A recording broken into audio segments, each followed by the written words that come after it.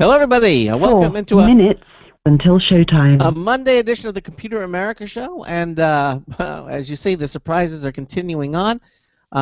If you're watching our live Computer America video stream, which is what you're doing if you're listening to what I'm saying, you can see some differences already. We're on our video. Ben has really improved our live video stream. We now have some new abilities. We're hoping one day to get Craig up to speed, but you never know if he wants to or not. Because, like, I know we shouldn't really talk about the cost of all this kind of stuff, but to be honest here, the cost was minimal. Yeah. For like the green screen and the equipment to set all this up, it was like seriously minimal. So hopefully we'll get Craig set up as well, doing something similar to this. Absolutely, and of course it is. We have our correspondent. It's the last Monday of the month, and 3 minutes until showtime. Author Michael Miller is here with us tonight, and we're going to be talking about the latest in Windows 10. Let's see, there's our new banner. It looks so good on our new website. Michael Miller is going to be here with us tonight. He's going to be talking about the latest in Windows 10, the Internet of Things, Chromebooks, just an update on all that, and hopefully you'll enjoy the show. I know we will, and hopefully you'll enjoy it as well. So sit back, relax as we begin a Monday edition of the Computer America Show. Fun fact: do you know where I learned how to do most of this? Where? Gaming sites for people who want to stream video games. a lot of the same information works both ways. Yes, it does. Yeah, and well, of course, you can use it for anything. Oh yeah, no, and it's 2 incredibly helpful. Until showtime. Hopefully we'll get some custom images made up, so it won't just be like these plain text bars going up and around. Get some custom graphics, and it'll hopefully be looking a lot better. But I think for now, it looks better than it did on Friday, and it looked better than it did on Thursday. So we're keeping the trend. Yep, we're continuing to improve everything. All right. Well, we got about a minute and a half, and we'll be starting the. And by the way, Michael, if you want me to pull up anything so people can see it on their screens, I'm just gonna have your website loaded up, and we'll probably go to the books and things like that. Yeah. But if you want to bring anything up, let me know. Yeah. Actually, I've got two websites that I want you to bring up for Mike. This is the first one, and let's see, where's the other one? I got two. There's one, and then there's there's this one. So you should have 1 minute until showtime. Okay, you got them. Good. All right, good. All right.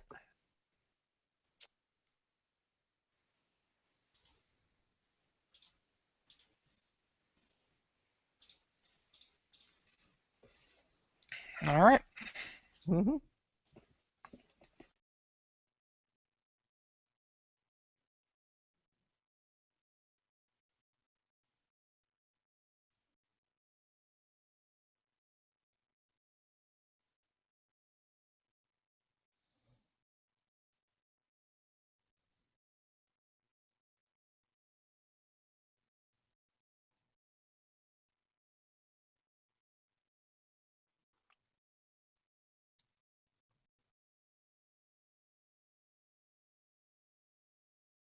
Ten seconds. Your show will go live in 5 seconds. 4, 3, 2, 1. Broadcasting live. It's America's longest-running national radio talk show on computers, Computer America. Hosted by national columnist Craig Crossman. Look for Craig's weekly column in your favorite newspaper. This show is being beamed nationwide at ComputerAmerica.com. Keep it here for technology news, computer products, guest interviews, and your phone calls. You're listening to Computer America. Hello, and welcome into the Computer America Show. It's the nation's longest-running, nationally syndicated radio talk show on computers. Computer America is heard around the world and coast to coast. And I'm your host, Craig Crossman. And I'm your co-host, Ben. Ben, you look so different. Thank you. Wow. I don't know what that means, but yeah. Well, you look. You look. Oh, you're talking about how I've lost some picture. There we go. That's probably what you're noticing. Well, yes, we as we promised, we're continuing to improve everything here on the Computer America Show. And if you're watching our live Computer America video stream, you're in for a visual treat because Ben has now been officially chroma keyed and green screened, and we have some additional software. And we're going to be able to make presentations if you're watching us live or even our archives. It's going to be even more informational because you're going to be able to see more information due to all the things that Ben has got in place here. And as I said, we're going to continue to do that. Next week, we'll be introducing our, I guess, third generation or fourth generation website. Is all going to be up and running as well. Well, let's see. What are we counting the one that we started with? When I got here, was that second generation or first generation? That was like second generation. No, second generation. Okay, let's say second.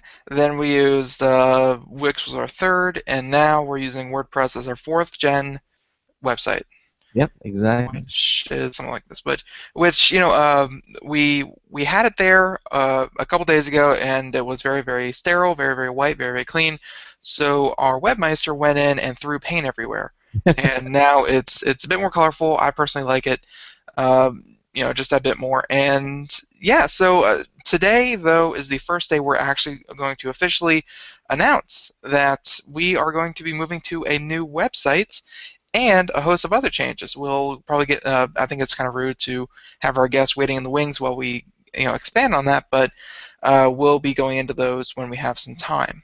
All right, and well, we can always have Mike make some comments too. All right. Well, let's bring our guest on. He is Michael Miller. He is a Computer America correspondent. Now been with us for quite some time. He's the author of well over 150 books on technology, such as the Idiot's Guide to Google+, My Pinterest, Facebook for Grown-Ups, as well as many other subjects too, like the Idiot's Guide to Conducting Music and B2B Digital Marketing. His two latest books, I believe, are The Internet of Things and The Ultimate Guide to Bitcoins, just two new books. Mike's here. We're going to be talking about Windows 10 and Chromebooks. Anyway, Mike, welcome into Computer America. How are you, sir? Hello, gentlemen. You really shouldn't mention the Idiot's Guide to Google+. That book sold about 5 copies, I think, maybe, which is to half the user base of Google Base. Yeah, I was about to say. So we got very good penetration, but, just not a big selling book. It follows right along with the Idiot's Guide to Stick, which is a real thing. Has anybody ever heard of Stick? S-T-I-K? No, I thought you were implying the piece of wood that you hit other people with. I don't know you meant. And that would have been a more interesting and useful book, I think. Far be it for me to plug Stick. It's some sort of a service which is added on to Facebook to help people find lawyers and other professionals in their area based on recommendations from people on their Facebook friends list. And that would have been a short enough book if I just said that, I think. No. I know Facebook is canceling and starting things all the time. Is Stick still around? Stick is still around. They've relaunched themselves a couple different times. They moved from Silicon Valley up to Detroit, the people who are running it.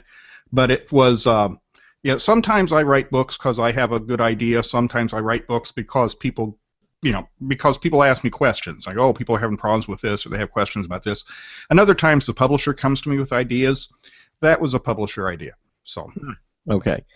So you're not big on publisher ideas anymore, right? Some of them have. My biggest selling book of all time was a publisher idea. It was a music book, The Complete Idiot's Guide to Music Theory. Oh. I had written an Idiot's Guide to Playing Drums book for them, and they came to me and said, we really ought to do a music theory book. And I said, well, having gone through music school and sat through music theory classes, I can tell you people hate music theory classes. They shouldn't. Music theory's fun, but it's always taught in a boring way. And I'd be glad to write the book for you, but no one will buy it because they all hate music theory. And I was wrong. The book has sold about 500,000 copies, I think, something like that, over the past 15 years, and it's just been a blockbuster. But that was a publisher idea that panned out, so I listened to everybody. All right. Excellent. Well, if you have a comment or a question or suggestion about anything we're talking about tonight for myself, for Ben, for Mike Miller, why don't you just give us a call? It's real simple. We haven't changed that. It's 347-884-8881. 347-884-8881 will get you on and get you through. Email is live, L-I-V-E, at computeramerica.com if you want to send us an email. You can also join us in our live chat room from our homepage at computeramerica.com. Just click the chat/video button. It'll get a split screen. On the left-hand side is the form that lets you go into our chat room. By the way, all this will be changing next week. But for now, so don't write any of this down, is what you're saying. Yeah, at least for the remainder of the week, this is how you're going to join us. Yep. Put in a username. That's the name you'll be known by when you go in there. Click the connect button, and your browser will move you into the Computer America chat room. You can also, on that same page, on the right-hand side, we'll begin our live Computer America video streaming page. That just starts up automatically when you go there, so you can watch us. You can see myself. You can see the brand new Ben with all the new screens and everything that he's doing, his picture-in-picture. And also, many times you can see our correspondents. You can see Mike Miller. He's in there tonight. Now with the new abilities, when we're talking about products or services, Ben can do it, and we can actually see the different websites that we're talking about. So it's just a really nice upgrade that we're headed for here on the program. So I actually have a question. Why did you switch from Wix to WordPress.org? Wix, and yes, that was a decision by our webmaster. Wix was doing everything that we needed it to, but he felt that WordPress would offer a little bit more customizability. There we go, and also that let me just pull the website back up here. Just the format of WordPress for us, because let's face it, since we are a radio podcast, a show, it's easier to have the format like this, where you just have the show notes, essentially the front page, and then you can navigate all around to get to whatever else you need. It made more sense to us. All right. And but we keep an open mind. But right now we're going to try this and see how it goes. Yeah, again, nothing wrong with Wix whatsoever. It was just, we like to try new things, so why not go to another service? When I redid my website about 6 months ago, maybe not quite that long, and I went to WordPress.org. Again, I found it very easy to use, but also very flexible in terms of picking the right themes and being able to customize from there. In fact, I was surprised how easy it was to use. So you're using what were we using for a new website, WordPress? Yeah. Mm-hmm. And I actually got it from my church. I was on a project at my church, a friend of mine there, and we redid the church website also using WordPress. I was like, oh, this is easy enough to use. Might as well. My old website. It was about 10 years out of date. So every 10 years I update my website, whether it needs it or not. And I went with WordPress, and I got it up and running in a couple days. I found a theme that was pretty specific to writers and to books, that's the nice thing to me about WordPress is you've got thousands of themes, paid and free, to choose from. So you find one that fits and go with it. Yeah,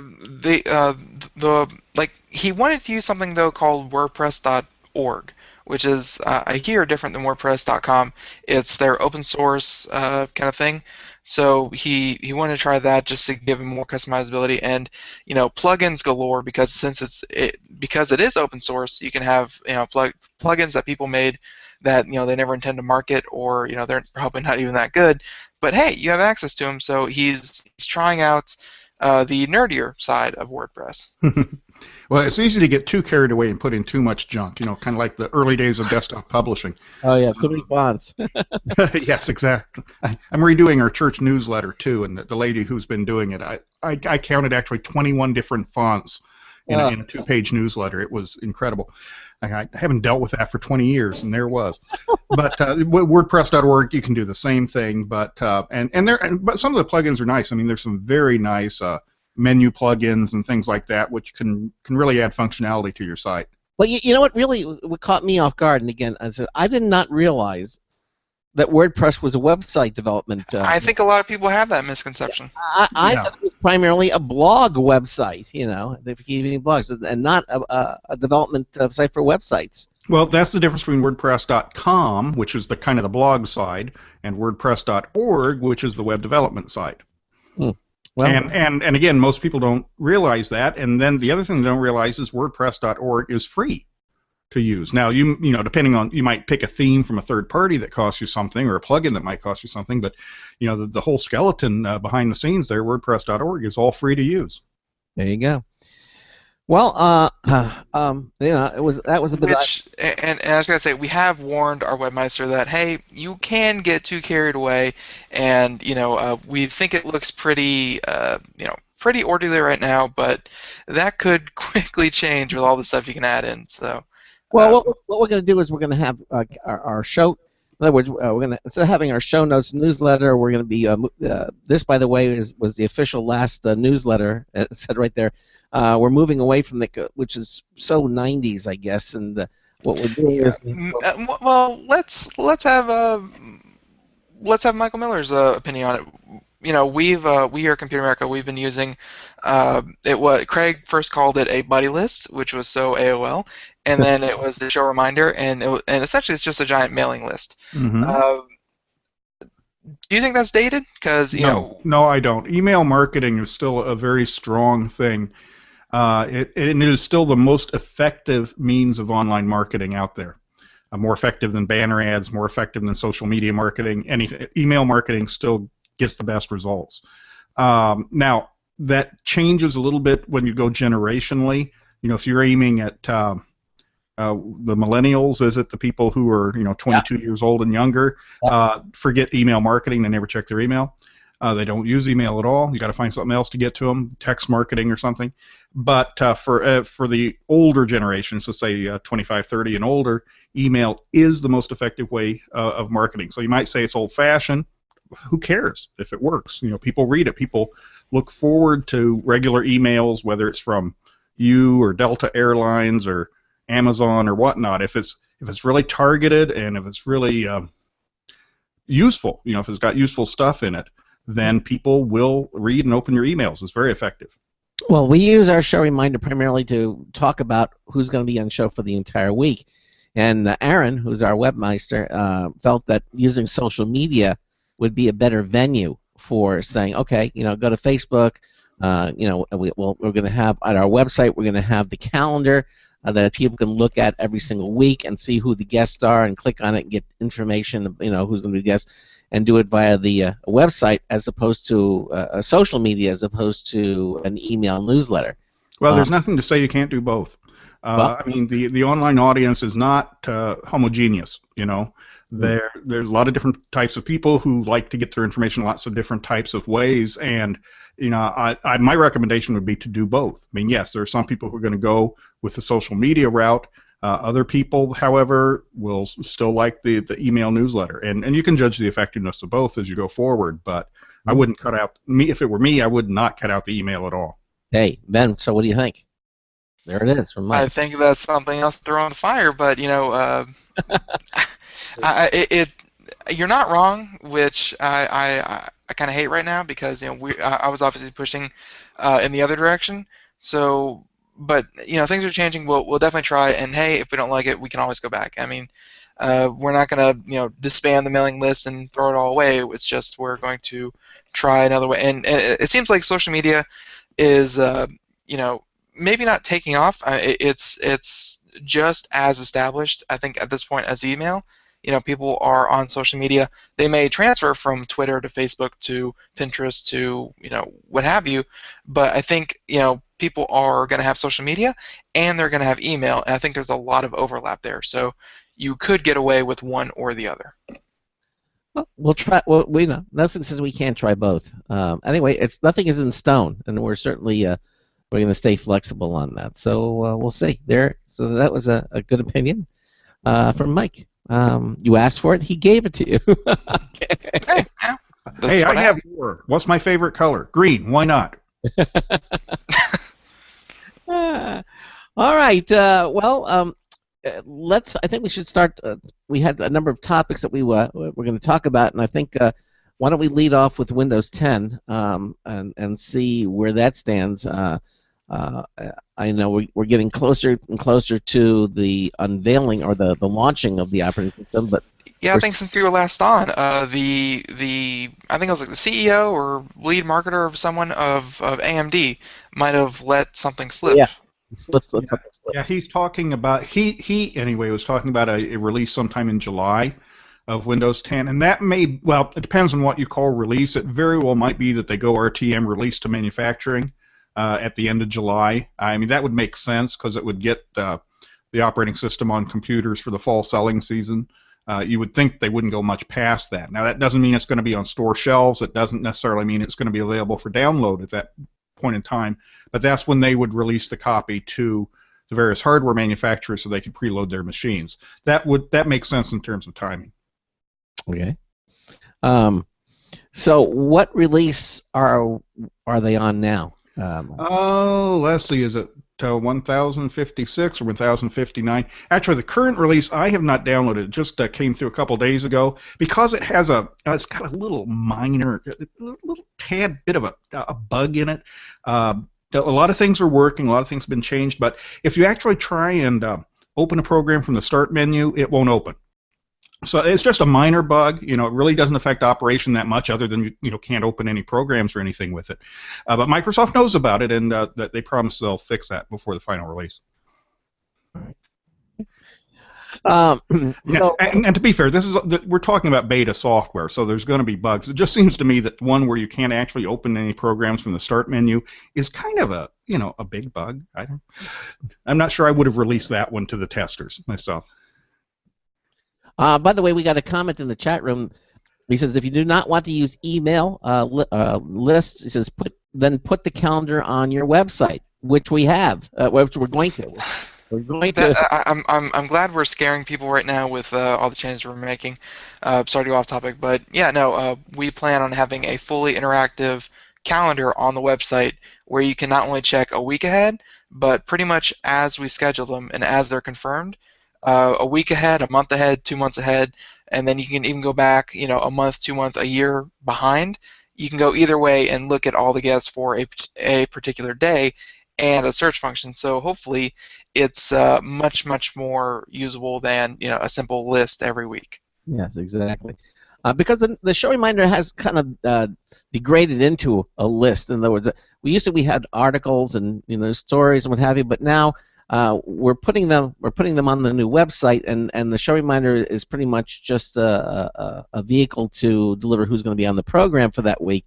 So with the introduction of the calendar on the website, you'll be able to see not only for that week but ahead and behind, and you can just kind of get a feel for who's been on the show and what's coming up as far as maybe a month or even 2 months ahead as we book the programs.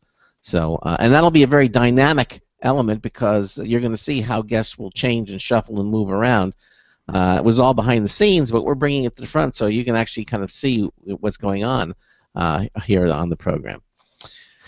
So anyway, I digressed there. Getting back to Windows 10.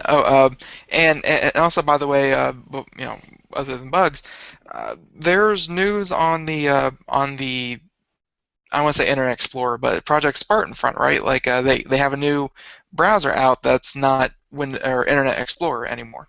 Yeah, in fact, when I was on the show last month, they had just released the first build with Project Spartan live. And for those of you who haven't been following the news, Project Spartan is a brand spanking new web browser. It's going to replace Internet Explorer. It is a kind of a Metro or Universal or Windows Store type of app. It looks actually a lot like Google Chrome in that it doesn't have a lot of Chrome on it, but it's got a lot of cool features too. It's just a modern web browser. It makes Internet Explorer look old and dated, which it is. It runs, much faster than the older browser. It's compatible with more websites. La-di-da, la-di-da. Fine, we all expected that. The thing that I really like about it is it integrates the Cortana personal assistant, the kind of Siri-like, ask me whatever you want to ask me sort of thing, which is also new to Windows 10. Well, Cortana is part of the Project Spartan browser in a lot of interesting ways. For example, if you would to go to a restaurant's website, okay, and you're looking through the website, well, Cortana will might put a little message up in the address bar saying, I've got more information about this joint. Well, they don't say this joint, but you know what I mean. Mm-hmm. And you would click that, and it would put up a pane within the browser with more information about that restaurant, you know, whether opening times, closing times, reviews, menu, whatever, without ever leaving the browser, without even opening up a new tab, actually. And for that matter, if you want to do some searches while you're looking on a web page, whatever web page, all you have to do is highlight a word or a phrase or whatever, right-click and click, Tell Me More with Cortana, and Cortana will bring up another pane within the same web browser tab with information about whatever it is you highlighted, whether it's the definition of a word, or, you know, if you're looking at a sushi restaurant and you don't know what sashimi is, you could highlight the word sashimi, and it'll bring up a definition and some examples and pictures of sashimi over on a right-hand pane within the browser. And this is just kind of cool. It's kind of taking hyperlinking and searching to the next level, but all within the browser. I mean, you don't have to go out to Google to do it. It just all happens within the browser. It's a lot more interesting and useful feature than I imagined it would be. Yeah, it's sorry, my eyes kind of glazed over there because I was just thinking of the possibilities behind, something like that, where it's just panes instead of tabs. Because, right now, I'm sure people all around the world are just like me. Whenever they want to look up the definition of a word, if they want to look up what is this, or a place, they have to go through tab after window. And I guess with panes, let's hope they maybe change the name a little bit, but that's going to add that's going to make each tab its own kind of a browser. Yeah, I mean, it is true that it really doesn't do anything that you can't do yourself manually, but it really automates it more and makes it a whole lot faster, a whole lot slicker. It's a very useful feature. In fact, I wasn't that hot on Cortana to begin with because, I know how to search. I don't need some stupid virtual assistant helping me out with it. But placed within the browser, I like it a whole lot more. Yeah, it sounds really intriguing, and I guess kind of coupled with Cortana, is Cortana getting any more integration, or is she? Because I think what we agreed when we first talked about Cortana and Windows 10, and then kind of what we were hoping to see was it was going to be a small feature, like it was going to be available to those who want it, but it wasn't going to be, it wasn't going to essentially be mandatory. Is it still at the point where it's not mandatory, but it's getting really, really cool? Well, it's certainly there in front of your face, right on the taskbar in Windows, right beside the Start button. On the lower left is a search box, which is a search Cortana box.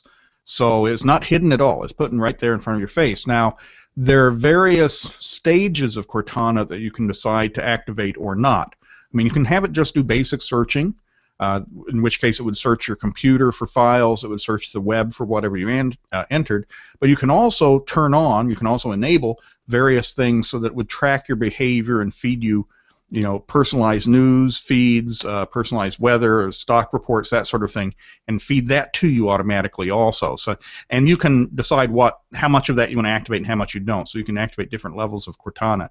But they're not hiding it. I mean, it's right there on the taskbar. You can manually hide it, I suppose, but it's there by default.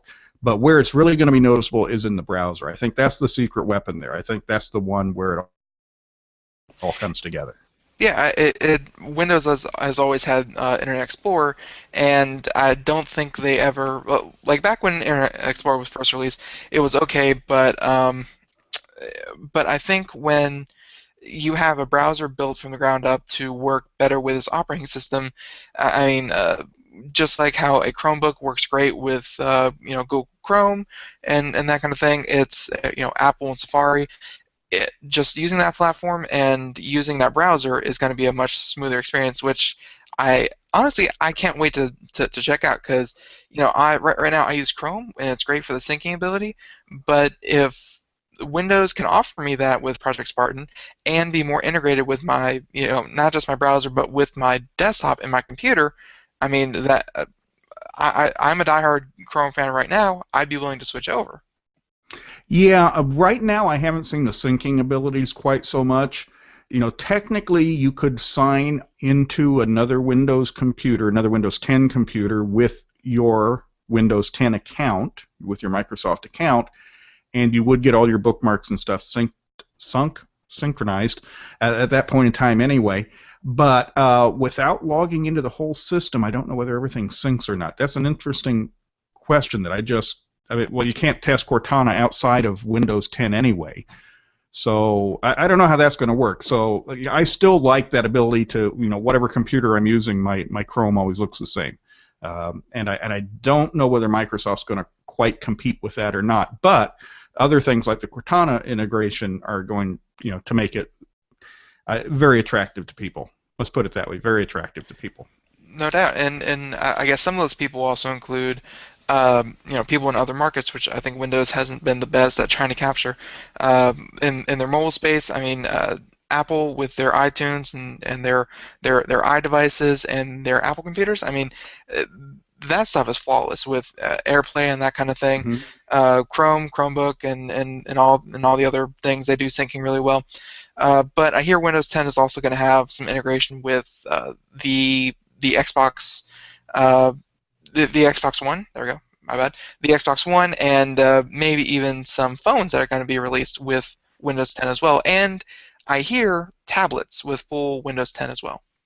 Well, you know, Microsoft, or the Microsoft community, let's put it that way, has been putting a lot of attention, almost equal attention, on Windows 10 for phone as they have for Windows 10 for the PC, which is maybe one of the few mistakes I think they're making this point in time, in that who in the world cares about Windows Phone? Nobody's using it. It's, I mean, people, oh, what's going to be the next feature in Windows Phone? Who cares? I mean, That's fair. I don't know anybody who uses the darn thing, so who cares? Now, you know, the Xbox integration maybe is more interesting. On the tablet side, yeah, a few people are buying the Surface, but I think they're being forced to. I think that they've actually got people out there with guns on the street forcing people to do that. I was talking to a colleague of mine over the weekend. I was doing another radio show actually, and he said, "Hey, I've got a Surface." I go, "Really? I mean, I don't know anybody who's got." He goes, "Well, that's because they gave it to me." Actually, they gave it to his daughter. She won a spelling bee contest at her school district, and the grand prize was a Surface, actually a Surface RT, which they're not making anymore. It's like, you know, they should have paid you for that instead of just giving you the prize. That's kind of a no prize, you know. Yeah, the RT was just a mess all around. I remember when it first came out and we were talking about it on the show. I wish I could find the footage of it, because I told people, don't bother getting the RT. It's going to be a boiled down version of Windows 8, and it's going to be discontinued as soon as they get the hardware and the software right to run full Windows 8. Like, and like Windows 8 wasn't even that popular, and Windows RT, a boiled down version of Windows 8. I mean, that's how can be less popular than unpopular? But yeah, that was definitely the case. But yeah, Microsoft, I mean, this time around they've got it right. They are focusing on desktop computer users. They've got 1 billion of them out there. That's who they have to focus on. I mean, yeah, they're working with developers, so if you write one app, it'll run on the desktop, it'll run on tablets, it'll run on phones. But honestly, you know, the appeal of making your app, you know, work on Windows phones isn't drawing too many developers today. There's just not a big enough market there for them. So it's the desktop, it's Windows on the desktop. That's what matters, is what's always mattered. And for Microsoft, I think it will be what always matters. I mean, when you look at the numbers involved, Windows Phone, the Windows tablets are a minor afterthought at best. And they would do best not to focus on those. They should focus on supporting the 1 billion or so people who have supported them over the years. Okay. You listen to the Computer America Show on the Blog Talk Radio Network, on the IRN Radio Network, on the TuneIn Radio Network. Ben and I are talking to Mike Miller. We're talking about Windows 10. 347-884-8881 is coming up. A brand new News Test Bulletin review from Marty Winston as well. Don't complain about your cable bill going up and up and up. Do something about it. Grab a pencil and jot down this special number. 1-866-663-MyTV. The more cable TV rates go up, the better digital satellite TV looks. So, disable the cable and get more of your favorite channels in 100% digital quality for less money. Call 1-866-663-MyTV right now to sign up for packages starting as low as $19.99 and up to 4 rooms. And there's no equipment to buy. That includes your free HD TV upgrade, your free DVR upgrade, and your free professional installation. And the best part, the pristine digital picture and sound. Call 1-866-663-MyTV. So, what are you waiting for? Pull out your major credit or debit card. Call 1-866-663-MyTV. 1-866-663-MyTV. Disable the cable, cut costs, and get more. Call 1-866-663-MyTV. 1-866-663-MyTV. Hi, this is Craig Crossman, host of the Computer America Show. You have important meetings to schedule. Your company's getting ready for its IPO, and you're in charge of the PTA fundraiser this month. So how do you coordinate everyone to be available at the same time? Are you still using emails, phone calls, even text messages to schedule meetings with a group of people? How's that working out for you? That's so great, huh? It's a fact that every day, millions of people suffer from scheduling headaches. Well, with Doodle, scheduling meetings with a group of people is quick and easy. With Doodle, you can easily propose available times to each member.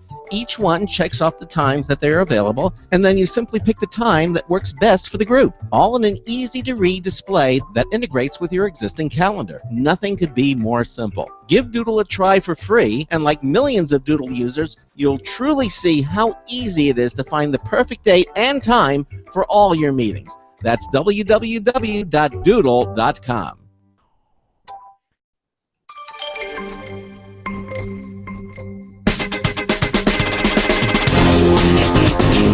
Okay, here comes the good part. This is Marty Winston with a News Tips Bulletin Review for Computer America, this time the First Alert One-Link Wi-Fi thermostat. It starts with a digital thermostat that can be configured for almost any home's heating and cooling equipment. Next step, set up 4 day-part schedules for each day of the week. Set your desired temperature and how much leeway you want to allow before heating or cooling kicks in. That's just the starting point for the First Alert One-Link Wi-Fi thermostat. The screen is interactive and can show day, date, and your pick of favorite photos. You can set away or vacation schedules. You can look at its past week runtimes. You still haven't used Wi-Fi, so let's go there.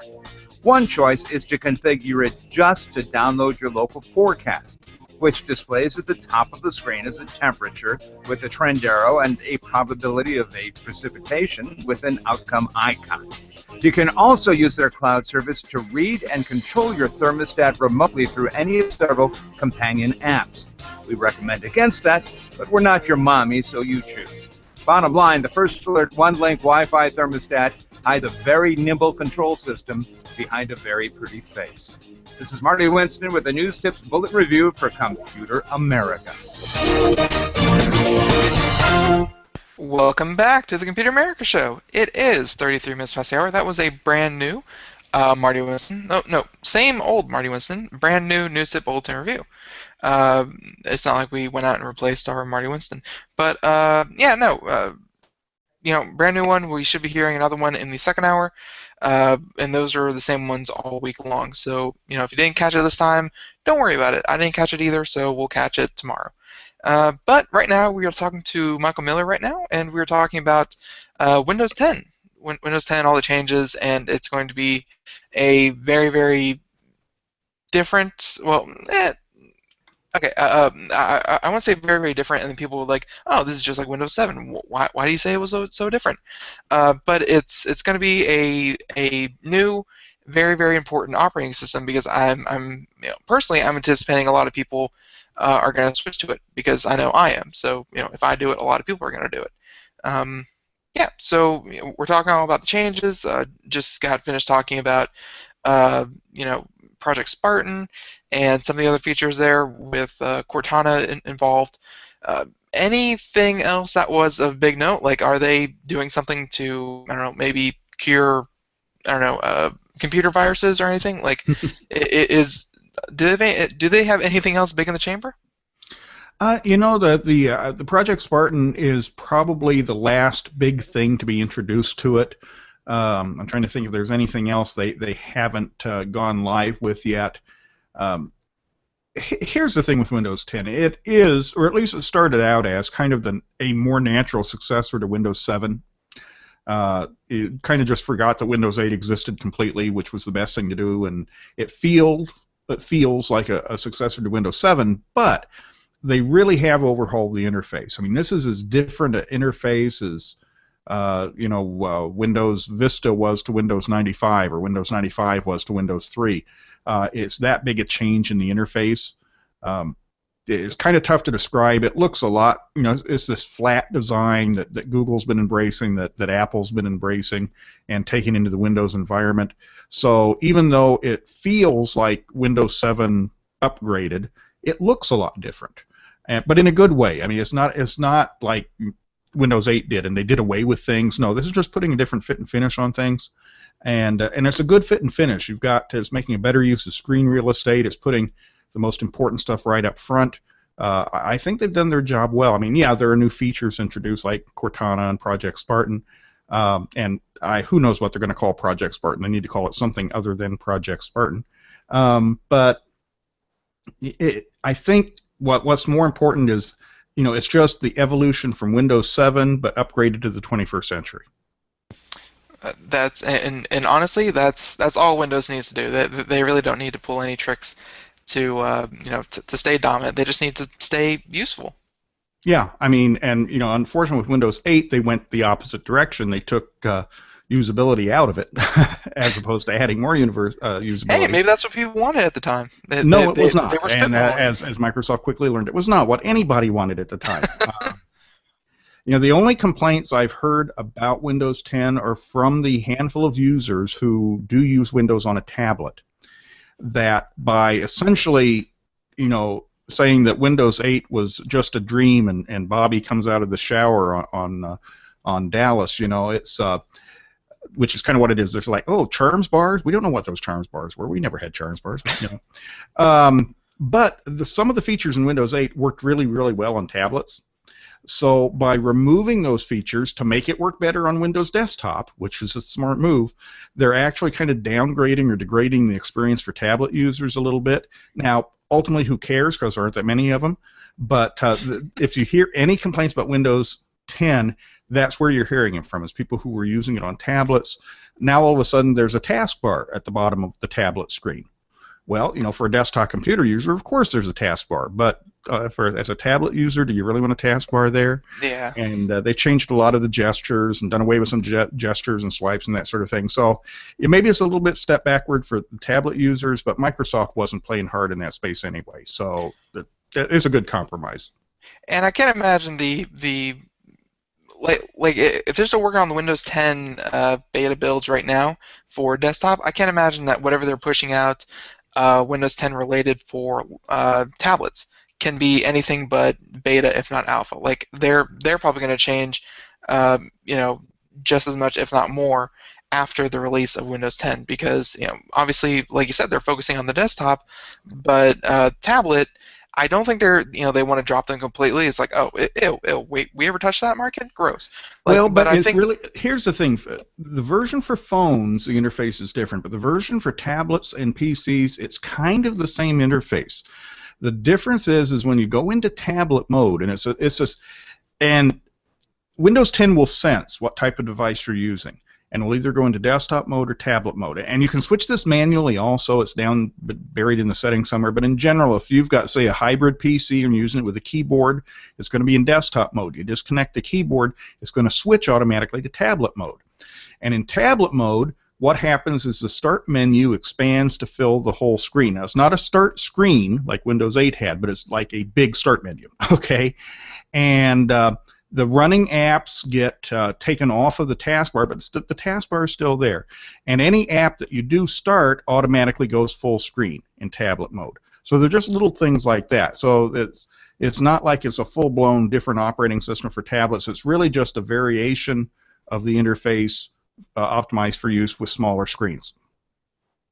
Yeah, and like I get that, but I also can't imagine that that they're just gonna say, okay, you get a few tweaks, but essentially it's the same. Well, like I hope in my heart of hearts that they're working fervently on desktop, and they're kind of saying, okay, after we get this pushed out, then we're gonna clean up the tablet operating system a bit, and then we'll move on to something else. Like it's that I want to believe that the tablets are being on an afterburner while they're focusing on desktop. Well, I don't think they're not focusing on the tablet market. I think they're giving it the proper amount of focus, especially considering that, one, Microsoft's market share in tablets is infinitesimal and not growing. Two, that the entire tablet market has plateaued. The entire tablet market is shrinking, actually, right now. So, do you want to go after to increase your very, very small share of a shrinking market? Now, 3 years ago when they released Windows 8, tablets weren't a shrinking market, okay?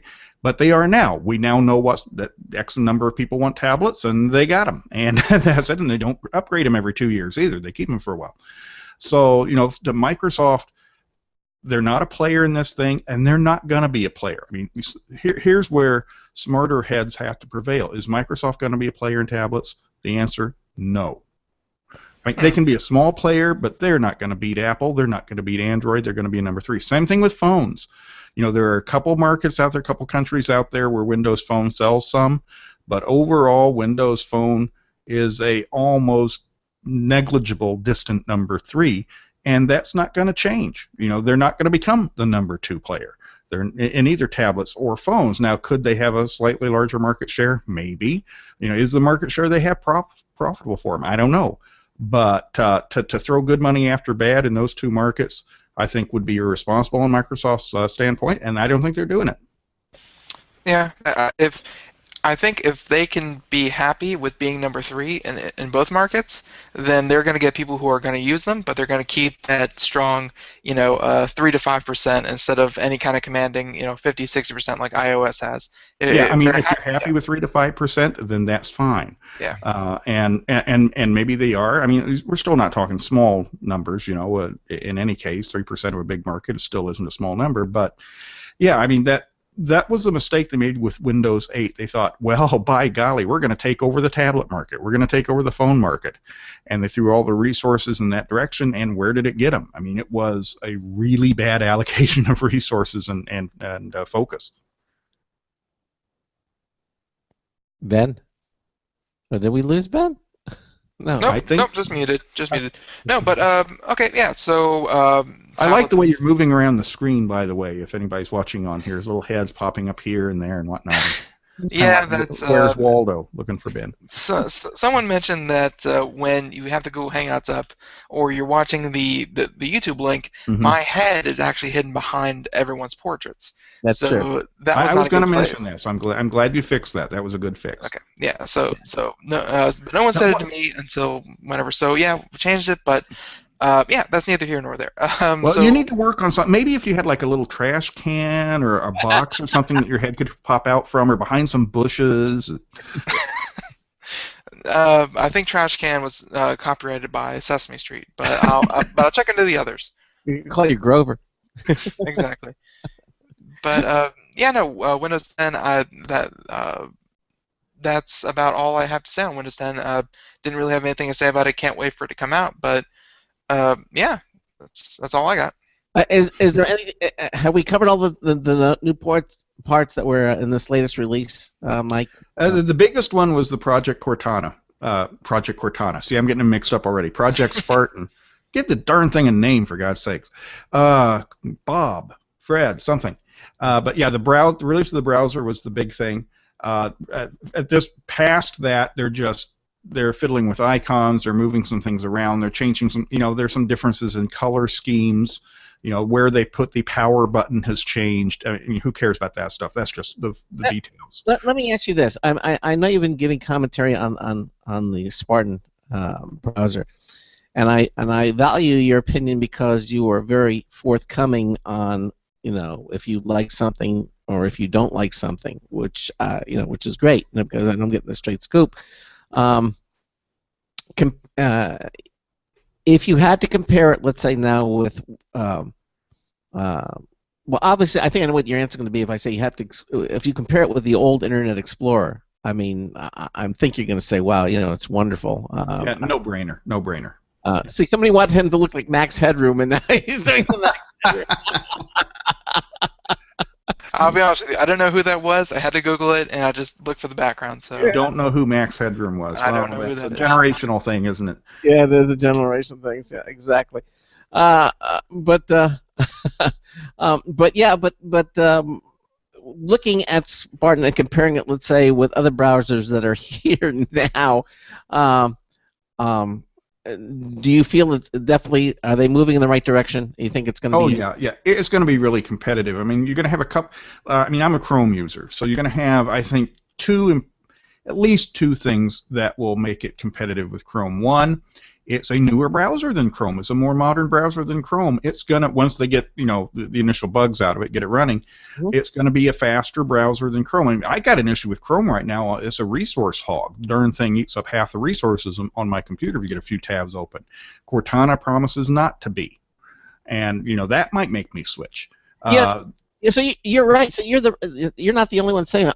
When I've opened up like 5 or 6 tabs just to get everything in position here on Hangouts, boy, it just bogs down. Evidently, I'm not the only one that's experiencing that. You're getting that too, huh? Yeah. Now, you would think that Google would tweak that and work on that over time, and they probably will. But right now, I think Chrome's a resource hog, but not so much so that I want to go back to Internet Explorer. Okay, everything's a trade-off.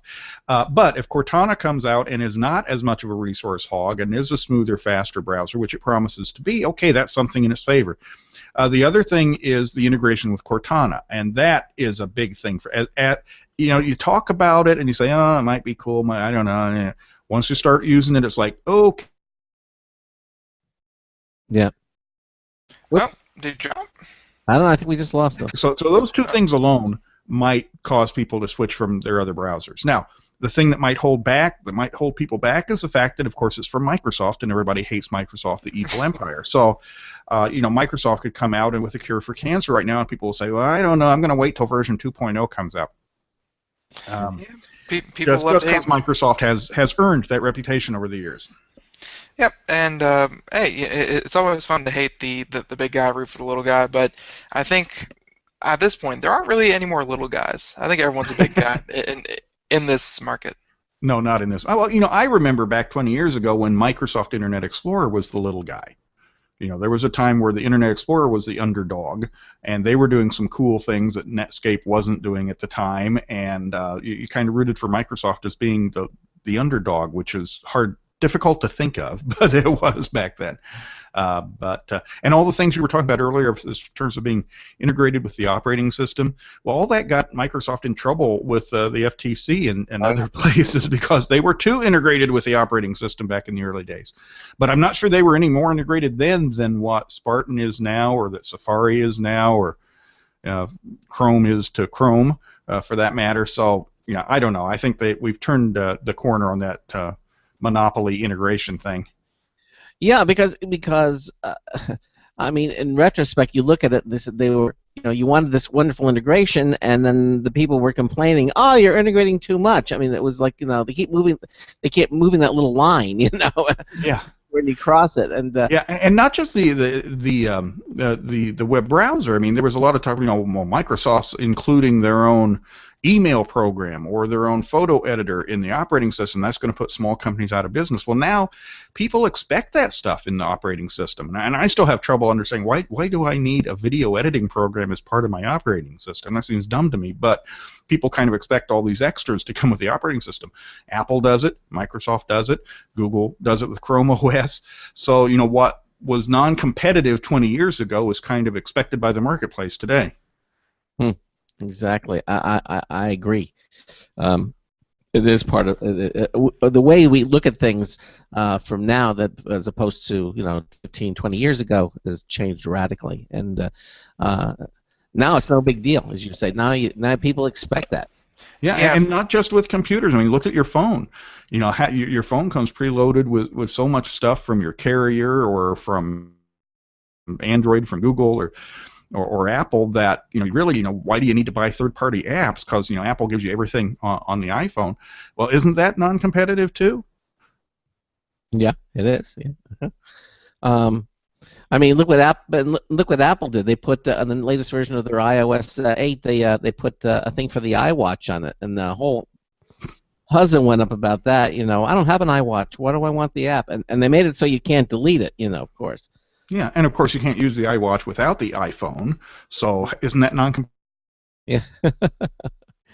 Non-competitive, absolutely. So anyway, where are we? And I guess it's worth mentioning before we hop off the whole Windows 10 thing. They're still playing the whole free from Windows 7 and 8 on up. You can still get a free version. Yep. In fact, all the way back. Does it go back to Windows 95? No, not Windows 95. Windows XP. Yeah, if you're still running Windows 95, there's no hope for you out there at all. For that matter, if you're still running Windows XP, there's no hope for you. I mean, you may be able to get an upgrade, but it may not be able to upgrade. I ran into I do some work for my church just because I'm a nice guy, and the 70-year-old ladies in the office sometimes need a little bit of help. So like most churches, they run PowerPoint presentations on monitors out in the lobby, let people know what's going on. Well, the PowerPoint presentation they were running looked like it was designed about 15 years ago. It was horrible. So I went in and modernized it as I can do, and I found out the old one wasn't even done in widescreen. It was done on an old 4:3 monitor that they were stretching to put on the monitors, which was horrible. So I get the whole new presentation, I get it loaded, and they're running it on this computer, which honest to God is a 14-year-old computer. It's a 14-year-old laptop running Windows XP. So my modern PowerPoint widescreen presentation wouldn't run on it. We actually had to get them a newer computer to run the thing on because, I mean, 14-year-old computer running Windows XP. You're not going to be able to upgrade that thing to Windows 10, no matter how hard you try. Yeah, I mean, no amount of lubricant, no amount of coaxing, no amount of praying is going to get a DocX to go on a Windows 95 or XP computer. But no, so anybody who's still running Windows 9 for whatever reason, and they're generally, well, there are often good reasons, such as you're using some proprietary software which was written for 95 and hasn't been upgraded. But yeah, if you're running Windows XP, don't expect to be able to upgrade to Windows 10. Technically, theoretically, yes, but practically, no. But if you are running Windows 7, you're running Windows 8 or 8.1, definitely take advantage of the free upgrade. It's what you've been waiting for. I think there's going to be a huge pent-up, well, I think there is a huge pent-up demand for upgrading. I think people over the past 3 years have avoided upgrading, in fact, have avoided buying new PCs because they don't want to run Windows 8. And with Windows 10, that's just going to remove the floodgate, open the floodgates, I guess is the right phrase there. And I think we're going to see a big upgrade demand for Windows 10. Yeah, I think that was one of the reasons why they had the market outlook, and I think they just, or I say just, it was like 2 weeks ago at this point, the first quarter desktop sales for everyone, and it slumped. But I think they said that over the next 5 years, which honestly, like anyone in the media tends to jump on slumping desktop sales, and like the desktop is dead. Finally, long live the smartphone, long live the tablet, long live the Chromebook, long live anything other than the desktop. This was the first time I heard them say, okay, yeah, they slumped in the first quarter, but over the next 5 years, it's expected to go up by like 20% or something like that. Like it's expected to go up. Well, let's face it, everybody who's been hanging on to their old computers because they don't want to run Windows 8. I mean, if you buy a new computer today, it's going to have Windows 8.1 on it. You can't help it. And so, I'll nurse my old computer rather than use Windows 8. Windows 8 was that bad. But eventually those old computers do break and do need to get replaced. And I think we've had 3 or 4 years worth of people who've been just nursing their old computers along, waiting for the reason to upgrade. And with Windows 10, they can finally get rid of the old junk, put it in the corner, use it as a server, whatever, and get a new Windows 10 machine and be happy with it. So I think there is that pent-up demand that's going to affect not just upgrades on the operating system, but also the entire PC market. Yeah, we don't usually give stock advice, but, desktop manufacturers, goodbye for Christmas stock. Yeah. Yeah, I mean, it is between the Windows 10 thing, which is going to help people upgrade their computers, literally upgrade their hardware, upgrade to new hardware, and the whole concept of $199 PCs, whether that's Windows PCs or Chromebooks, that's kind of shaking up the market also. So there's a lot of interesting things happening out there in the hardware market. Well, I'll tell you, there certainly is a lot of things happening out there, and of course, Windows 10. For a moment, I thought it was going to be right around the corner, and it still may be. I'm still thinking, what, September? To hit retail shelves and such, I think that's fair. Yeah, I think that may go RTM in July to the hardware manufacturers, but then by the time everything rolls through the system, we're probably looking at September. Yeah, that's what I think realistically. Although, tell me that you I haven't upgraded to Windows 8, and I think they did it with Windows 8. You can upgrade computers now, through the internet. Like, you can download it and then run the software on a computer, and you can actually reinstall a new operating system, essentially over the internet. Like, you don't have to go and buy a box anywhere. No. I mean, you will probably see boxes of Windows 10 out there, and Best Buy, I'm sure, is looking forward to that. But most people these days are going to go to the Microsoft website, enter their credit card number, or don't even have to do that with Windows 10, but go to the Microsoft website, enter whatever information they need to about their old PC, and get them downloaded to them. Yeah, that's the way it goes. I mean, that's the way the technical preview's been going. When they release a new build every 3 to 4 weeks or whatnot, it's all done over the internet, all downloaded, all done automatically. Yeah, exactly. All right. Well, anything else you wanted to let us know about Windows 10 before we move into some of the other topics that we had picked for tonight? Mike, anything else that you want to let us know about? On Windows 10, no, just keep. It seems like every month we talk, there's something new out to it. I think from this point on, though, it's just going to be fit and finish stuff, which matters to some people. But frankly, whether the trash can is round or rectangular doesn't really matter in the operation of things. But we'll see some changes like that coming along. But other than that, I think we've seen everything that's important. Do you think that all the tweaks and everything that they're doing between now and September maybe under the hood that we don't see as end users? Well, certainly. I mean, like I said, the latest build, you can't actually open a program from the start menu. The start menu has become decorative as opposed to functional. Yeah, they got to fix stuff like that with it. Obviously, they're going to be fixing that. Certainly working on the performance. I mean, it's sluggish. It's weird in places. There are apps that do weird things. So obviously, we're still in the testing phase. And if you look at it that way, they've got a ways to go to wrap it up. I think all the features are there. They just have to make them all work right now. And that's easier said than done. I mean, how many millions of lines of code are in Windows 10? Well, I've said this before. I actually have a little bit of sympathy for the folks at Microsoft because, unlike, say, the Chrome OS, where it was brand new OS, came out from scratch, didn't have to support any legacy, anything. Windows, Windows 10 has got to support Windows 8 machines, and it's got to support Windows 7, and it's got to support Windows XP stuff and all the old printers and all the old drivers. So, they may think they've got it running right now, but as soon as they get it out there with some older equipment, they're going to find a load of bugs they didn't even know about. So that's why Microsoft employs a lot of people up there in Seattle.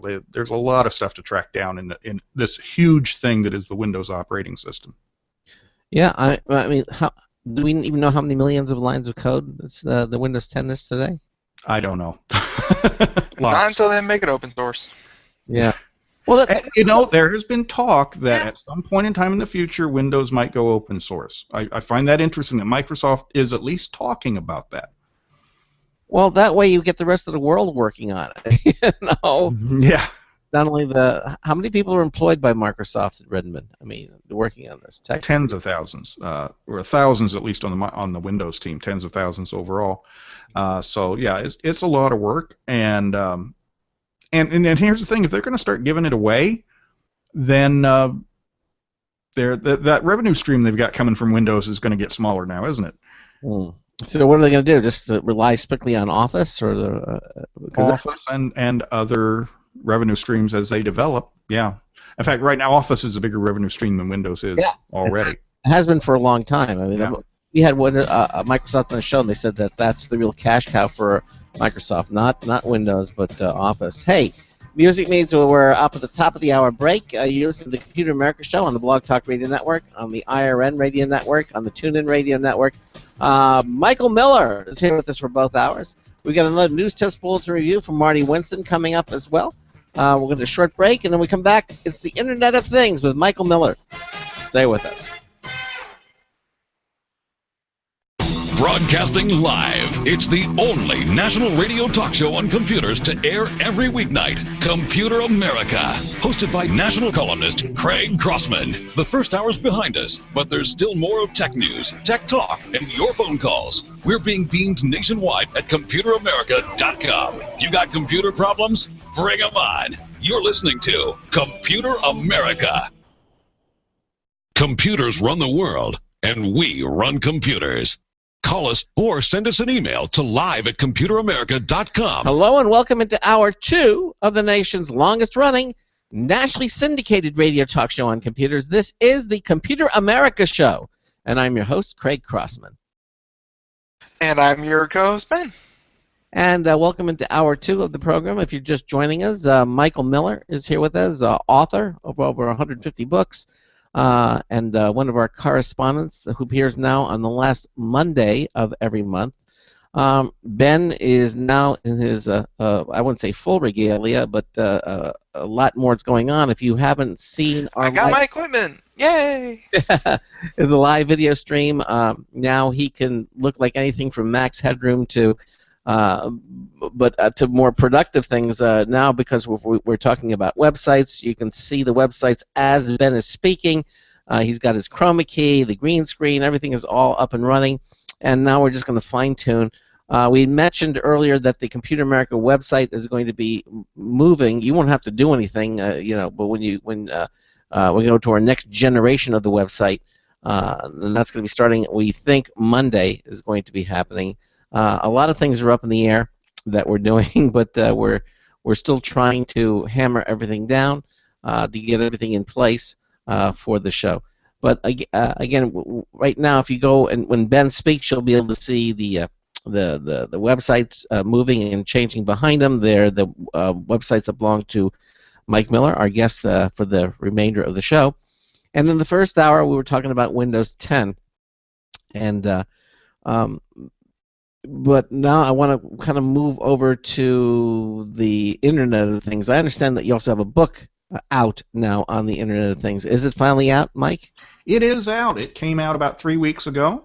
It is one of the things you can read about the Internet of Things. It is, I think, one of the most imaginative titles my publisher has ever put on a book. It is called The Internet of Things. So I got to tell you, you search for that on Amazon, you're going to get the book. So I'm not knocking that. Yeah, we actually. I'm just saying, if your publisher could be a creative force, he'd be a writer, not a publisher. No, these are the same guys that this has been 10 years ago now.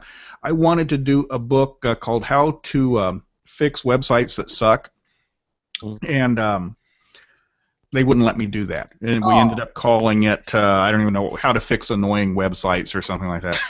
And it sold about 5 copies, and it was a fun book. Basically, the book was, I showed at the time all the bad stuff you could do with website design, pop-ups and animations and flashing banners and that sort of thing, and showed how to create really bad websites. And I'm thinking and showing that by learning the bad stuff, you would know not to do them, right? That was kind of the joke behind the thing. And apparently nobody got the joke. I got tons of email from teenage boys who thought that all the cool tricks I had in there were just rad, Yeah. And can I show them any more cool, annoying stuff to do? It's like, you didn't get the point on that one. So, yeah. But yeah, the publisher kind of shies back from provocative titles, as well they should. They don't want Barnes & Noble saying, yeah, we don't want to buy that book because of the title. But you put a title of The Internet of Things on a book about the Internet of Things, and I suppose you can't go wrong with that.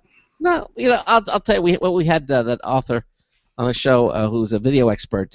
His book was entitled How to Shoot Videos That Don't Suck. So there it is. But you're right. I think that some people will still cringe and maybe put off by these things. But it's all perception. Yeah. I guess. Yeah, it is. And it's like some people say, "Oh, I'd never buy a book that says dummies in the title or idiots in the title." And I sell a lot of books that have the word idiots in the title. So what can I tell you? Yeah, well, one of the more successful series of books out there. Okay, so the Internet of Things is out now, and Ben has the. If you're watching us on the Live Computer America video stream, you can actually see the site that we're talking about. And of course, also if you go to our show notes page at computeramerica.com, we have the links to Mike's website, Miller Writer, and then he has links to the Internet of Things as well. But you can see it if you're watching us on our program. It's actually kind of a cool cover to the book. They got pictures of a smart refrigerator and a drone, and actually a couple different drones, I think, and a smart car, self-driving car, and all that. And because the term, the Internet of Things, is rather broad. It encompasses a lot of different things that may or may not be part of the Internet of Things, but people are kind of latching onto it. So the book covers everything from smart TVs, which really aren't that smart, all the way up to smart houses and smart cities and smart warfare. I've got a chapter on smart warfare, which is kind of interesting.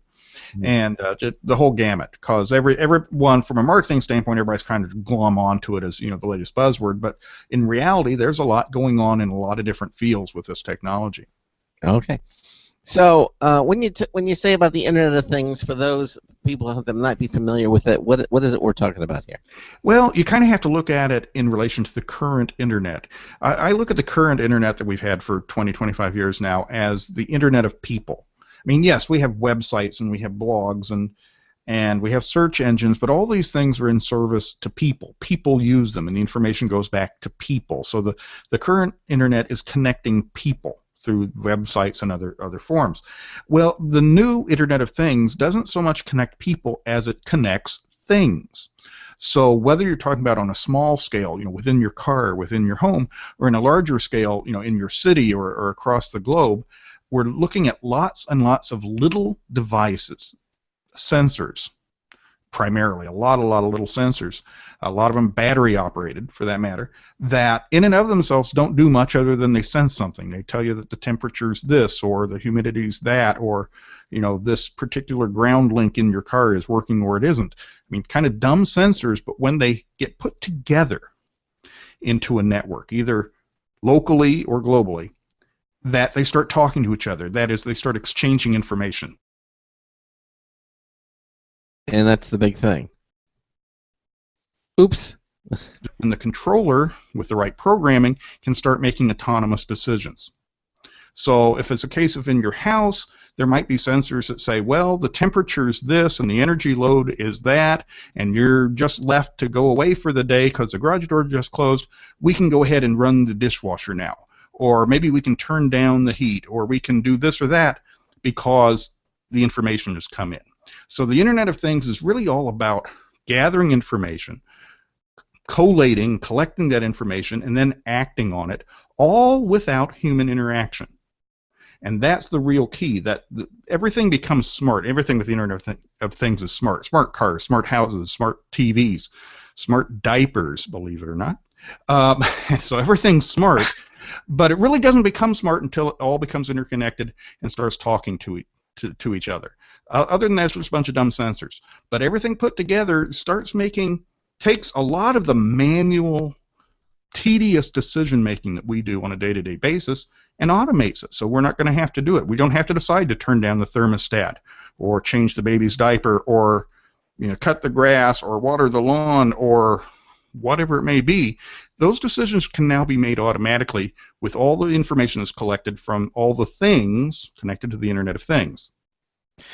My favorite is that this sprout up from a buzzword that scared so many people when it first came out, and it was big data. Like, everyone hated big data, and they were scared of it, and they were like, "Oh, this is how they're going to monetize humans. This is how they're going to categorize us. This is how they're going to do blah blah blah blah blah." And really, I mean, the Internet of Things is just acting on the data collected through big data, and you were kind of talking about how it is in like a household, But the Internet of Things isn't just for your lawn or your dishes or your electricity. This goes all the way up to cities and bigger. I would say bigger organisms, but just bigger systems out there also operate on the Internet of Things. That's true. And the Internet, I mean, you talk about big data. With the Internet of Things, big data gets bigger. I mean, we're now going to be collecting tons more data than we're collecting now. I mean, really, the Internet of Things is all about little data collecting sensors and tons of them. I mean, if you want to invest in something right now, find a company that makes sensors. Any kind, whatever they sense, buy into that company, as well as battery technology, because most of these sensors are positioned in places where they're not going to have electricity, so they need to operate off of battery power. So batteries and sensors are kind of driving the Internet of Things. Wait, didn't you say that though? When it comes to the stock market, you're not the guy to listen to. That's true. You should probably invest in sticks and large flat stones. Maybe cows would be good to invest in also. Wheels have never gone down. That's good. Because it's all gonna blow up, and we're all gonna be blown back to the Stone Age probably. You're right. I am the anti-stock market investor. Short anything I want to buy for sure. But looking at the now, here's the thing. I'm probably right. In fact, I know I'm right in terms of sensor companies and battery companies going to be important. Where I would guess completely wrong is which ones to buy and for how much. Okay. So that's where you don't want to take my details. Those are big factors. Yeah, because I mean, this is really let's take a car, all right, and already there are a lot of sensors inside the car, right? That sense the brake fluid level and this sort of thing. But when what happens now is when something goes bad, you get one light that lights up, the one that says check engine. Yeah, the idiot light. Check engine. You don't know what the hell this light means. It could mean 400 different things, and it lights up from anything from your oil's low to your catalytic converter is bad to you forgot to put the gas cap on the gas tank. The stupid check engine light lights up, and you got to take it into the dealer, and they hook it up to the computer, and it does its thing, and it generates like an 8-digit code in which they have to look up in their black book, and they figure, oh, well, that means you forgot to put your gas cap on, okay? Well, in the Internet of Things, we take the same number of sensors we have now, and probably more. And we start letting those sensors talk to each other so that if something looks like it's going to break, you got a fan belt. Do we still have fan belts in cars? I don't know. You get something starts wearing out in your car. Well, instead of alerting you after it happens, the sensor can sense that it's going to happen. I mean, that it's getting weak, that it's the performance is degrading or whatnot. Well, that sensor then communicates with the main controller in the car, and it doesn't wait for the check engine light to go on. Instead, it beams back to the mothership, either when you're at home or it uses the cellular network, or when you're at home it does it over Wi-Fi or whatnot. It sends a message to your car dealership, and it says, hey, Mike's car, the fribbit on the right rear axle is getting ready to wear out. Order another one. So, and again, no human beings have been consulted yet, right? So this system in your car talks to the system at the car dealership. The car dealership checks the inventory, orders the right rear axle fribbit from the manufacturer. It comes in. They send you an email. In fact, they don't even send you an email. They just automatically schedule an appointment on Google Calendar for you to know for your car, to bring your car in next Tuesday to have your right rear axle fribbit replaced. And it's all, nobody has had to been involved yet. I mean, the only involvement you have is at some point you got to drive the car in, okay? Other than that, this is all done automatically because this sensor is talking to this sensor, which is talking to this system, which are making autonomous decisions to get done what needs to be done. Well, that's a good thing. But hey, I mean, that's the promise of the Internet of Things. Well, you mentioned that car check engine light, comes on. Of course, if you have the little diagnostic tool nut that you can pick up for like $50 or something, you can plug it into that little port, and it'll not only tell you what's wrong, it'll give you a report. It'll tell you what you need to do. One of them will even tell you how much. Oh, this is going to be a segue in the worst way, but I don't mind bringing it up. I think it was John Deere and another car company. The exact codes that Craig is talking about is also tied into the software of the actual vehicle, and they came out with a statement earlier, I think earlier this month, where they said that, and I haven't read the one about John Deere and farm equipment, but of course there are a couple companies with cars that are doing it as well, where essentially you pay for a car and you think that you own that car. In reality, you are just let's see, their terms were you were using it for the intended life of the vehicle, but you did not actually own the software, which is the actual brain of the car, so you don't actually own that car. You are only licensing the software behind the car from the company, so you can't read their codes, you can't edit their software, you can't do anything after the point of purchase. You can't do anything with their code because that's not technically your code, therefore it's not your car. And that made a lot of people mad, but I mean, I can't help but think that it's going to go that way where Craig's talking about these codes that you can kind of download and look up. Yeah. That's going to go away like very, very soon, where they're going to make it so that you can't read that and you're going to have to pay them a bunch of money. I mean, that's why you take it to dealerships, is because they have to pay a lot of money just to be able to read those codes themselves. Yeah, I think CarMD is the name of the product. You plug it in, and it gives you the codes. And not only that, it'll go out and give you not only the diagnostics, but it goes several steps further. It'll tell you how much it thinks it should cost to repair the item, so you can take that to your mechanic and say, look, it only should cost me $153, but to fix this particular problem, when the mechanic wants to charge you $400 or something. So it's but now you're saying that all that's going to go away, Ben?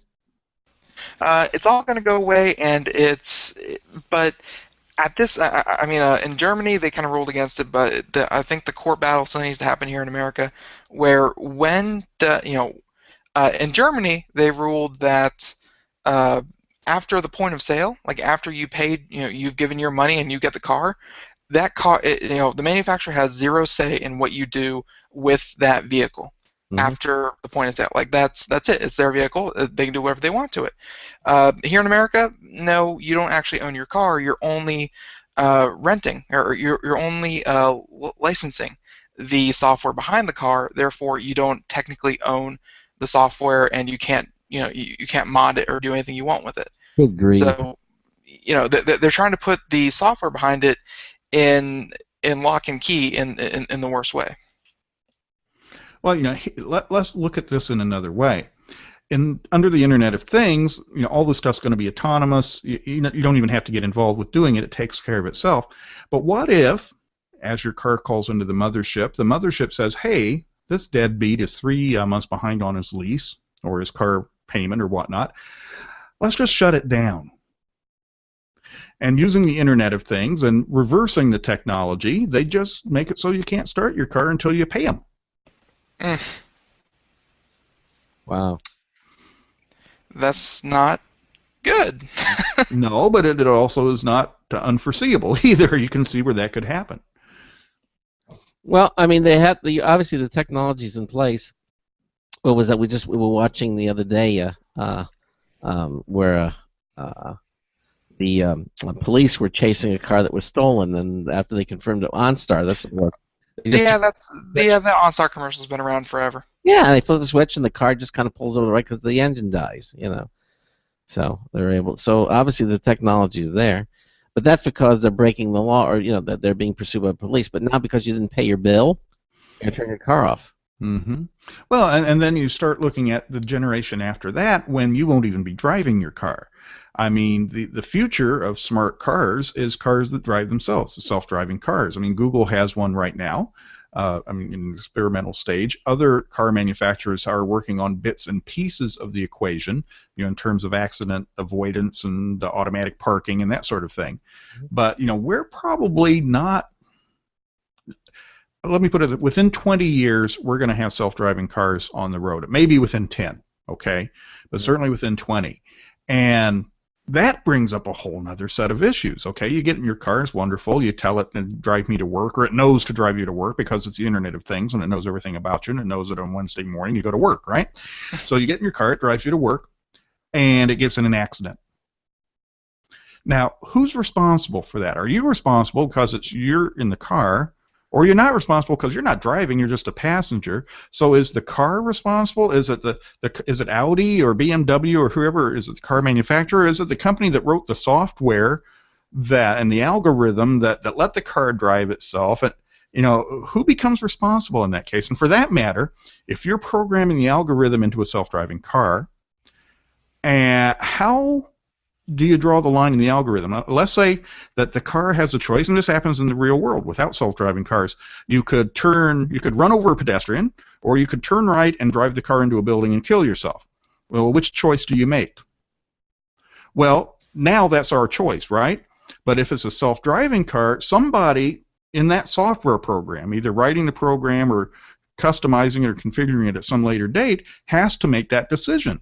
That in this situation, what does the self-driving car do? Does it kill the occupant? Does it kill the pedestrian? Who makes that? I mean, we're talking about all sorts of weird ethical stuff happening here when decisions get taken out of the hands of human beings. Yeah, but I've heard some good answers to those. It's definitely going to be debated more and more, and until you start seeing them, until you start seeing the cases in real life, I think that's when you're really going to have the real debates, because you can make up a number of hypotheticals, but until a self-driving car actually hits a kid, or drives its driver into the side of a wall, like you're only going to have hypotheticals. And well, but aren't there some laws in place? I mean, I understand that the pedestrian always has the right of way. When it's a contest between you and a 3,000-pound vehicle, a pedestrian 3,000-pound vehicle.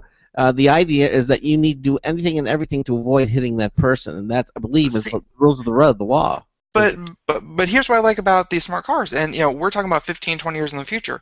Make no qualms about it. Most cars are going to be self-driving, and most cars are going to have cameras on them at all times, pointing in all directions. That's going to happen. So in case someone wanted to jump in front of a car for whatever reason, maybe to collect insurance or whatever, you're going to have video footage. You're not only are you going to have the data of the sensors, you're going to have the video footage, and you're going to have the witness account, the person sitting behind the wheel, or at this point, no wheel. You're going to have all these things that are going to say, okay, here's what the car did, here's what the car could have done, and here's what happened. And I think when you have that much information, that much data, you can do a couple things. You can say that the car performed within its parameters and it did as much as it could. The car manufacturer's not at fault. The human got in control of the car. They took the car and they hit the person. The person is now at fault. Like they're going to give you enough data to make up a conclusion to what happened in any vehicle accident situation. Like there's not going to be any ambiguity about what or why it happened. In the future, of course. Mike? Still, you've got ethical things in terms of how the programming works. What if you got 5 kids in your car? So do you hurt the 5 kids in the car? Do you run over the pedestrian, or do property damage versus personal injury becomes another issue. But it's not just in the self-driving cars. I mean, I did a chapter in the book called the Internet of Things, Smart Warfare. And we already have this today with drones, killing people where we aren't, doing it. A couple guys behind a joystick in Nevada, killing people over in Iran or Pakistan or wherever. Today, all that killing is still done manually. There's still some guy pulling a trigger someplace. But we're very, very, very close to the day where we're going to have more autonomous drones, real smart drones, where you just say, okay, your mission is to track this target. And you don't have to have anybody controlling it. The drone goes up, it locks on the target, and it tracks the target. You're going to have other programming that says, okay, find this guy and blow him up. And there won't be a human being pulling the trigger. It will be all done, not by remote control, but autonomously by the drone making those decisions. And now you're getting into a very sticky ethical thing. How ethical is killing when we're not doing it, when we've programmed our machines to do it for us? Yeah. And that's the most dangerous thing, is when when warfare and the laws behind the Geneva Convention, what have you, like all these things, they were written. Like honestly, it's not just the killing potential, but the laws governing it, and and what's cruel, what's humane, what's fair, what's not, and the old adage, all's fair in love and war.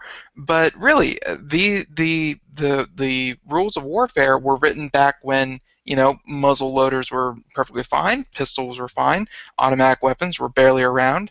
But at this point, you could have drones, or drone vehicles running around with machine guns on top and just taking out targets left and right without a person actually sitting there. They just see something move, and it's not moving anymore. They're ethical questions because, and this is the sucky part, the law moves a whole lot slower than technology. Technology moves way, way, way faster, and especially technology of warfare. I mean, I'm sure the nuke was a big deal. Nothing before it, nothing after it. You had to write all new laws, concerning nukes. And it's not just killing people either. The simple issue of privacy versus the surveillance state. Another use of drone aircraft is to just look at things, look at people, whether that's over the border or, crack house in the inner city or, your neighbor. We're now using drones to look at things and to spy on people. And at what point, where does our right of privacy intersect with the government or the police forces or the Army's right to try and protect us from things? This is one where the laws are not keeping up at all with the reality. And I mean, that the whole issue of privacy is a big one, which is going to get even bigger as there's more drones up there looking at us. No doubt whatsoever, but it's there's gonna have to be some, because lawmakers, I think, right now are so, and it's really not their fault because they're older gentlemen. No offense to any older gentlemen here, but I mean, you guys do this for a living, and even you guys can't keep track of it. I know I can't keep track of it because I'm not looking at it 24/7, and then they have to draft laws that involve technology that's maybe not even available to the public, that's super, super secret and super, super advanced, and then they have to draft laws about what they can and cannot do. It's really, there's going to be a lot of court battles in the future which aren't going to be very pleasant. Well, actually, it's easy for those old gentlemen because they receive tons of money from the military industrial surveillance state complex, so they just vote however it is that Raytheon or Google actually is big in the drone area right now and big in the warfare area. Google is getting into with some robot investments. So they just go from where the money is so they can build more stuff that costs more money and happens to spy on us or kill us accidentally. No big deal because we got the lobbying money in. I'm hearing RoboCop about that at all. Yeah, I'm hearing RoboCop in my head for some reason. When we're talking about autonomous drone warfare, how far is that away from Skynet? Yeah. Not much. I mean, all the pieces are there. It's autonomous, it's warfare, it's weapons, it's people, and all the pieces are there. And it's always kind of funny to talk about, oh, well, what about one day when when an autonomous car kills a person? Like it sounds so futuristic. It's like, what happens when a robot kills a person? But it's going to start happening very, very soon, and it's already happening to some extent. Yeah, there's a lot to be wary of with this Internet of Things. Now, there's a lot to look forward to. I mean, taking a lot of the menial stuff off of our plates will give us more free time to do something. I don't know what. It will probably put a lot more people out of business when we've got drones delivering pizzas. What's the neighborhood kid going to do for, delivery boy going to do for income? So obviously that's going to change the workforce a little bit also. The thing is, it's going to happen. This Internet of Things thing is happening. It's coming. Some of it's here already. Some of it's going to be here within the next 5 years. Some maybe 10 years out or more. But it is going to change things much the same way that the current Internet changed things in ways that we never foresaw 20 or 25 years ago. So, I mean, did we foresee this much online pornography back then? I don't know. Maybe we did. But, the Internet of Things, there's going to be things changing that I'm a good prognosticator, put a lot of, future stuff in my book, but, there's going to be stuff that I could never imagine happening. How many more ethical conundrums can we come up with the Internet of Things? And we're talking about driverless cars, and And if you're going to Well, let's see. Going off of Futurama, one of my favorite shows of all time, I'm pretty sure some pretty bad stuff happened after they made sex bots, because then like the human population kind of just spiraled, downward. So there's lots of things. I mean, the privacy is a huge one. I mean, what happens with all this data that all these sensors collect? All right. Well, why don't we explore that when we come back? You're listening to the Computer America Show. Michael Miller is here with us for both hours. 347-884-8881 will get you on and get you through. We have our live internet streaming, which we invite you to watch. We also have a brand new News Tips Bulletin review from from Marty Winston, all coming up here on the Computer America Show. We will be right back. Stay with us. Looking for a best friend? Brother Wolf Animal Rescue has your best friend waiting just for you. The mission of Brother Wolf Animal Rescue is to help build a sustainable, no-kill community where no dogs or cats are ever killed for population control, where true euthanasia is reserved only for animals who are irremediably suffering, or for animals who are truly a threat to society and with no hope of rehabilitation. Brother Wolf staff and volunteers go door to door, neighborhood by neighborhood, to educate citizens about local resources available for at-risk pets and to help their families connect with those resources. Brother Wolf's community-based approach to no-kill helps keep family pets healthy, happy, and in their homes and out of the local shelter system in the first place. For more information or to make a tax-deductible donation to this wonderful 501c3 organization, visit their website at www.bwar.org. Help to realize Brother Wolf's vision when no animal is euthanized for lack of a home. Who's a good boy?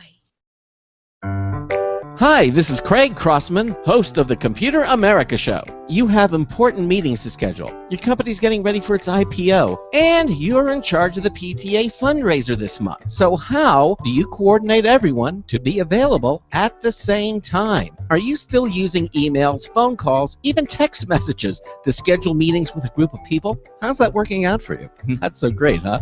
It's a fact that every day, millions of people suffer from scheduling headaches. Well, with Doodle, scheduling meetings with a group of people is quick and easy. With Doodle, you can easily propose available times to each member. Each one checks off the times that they're available, and then you simply pick the time that works best for the group, all in an easy-to-read display that integrates with your existing calendar. Nothing could be more simple. Give Doodle a try for free, and like millions of Doodle users, you'll truly see how easy it is to find the perfect date and time for all your meetings. That's www.doodle.com.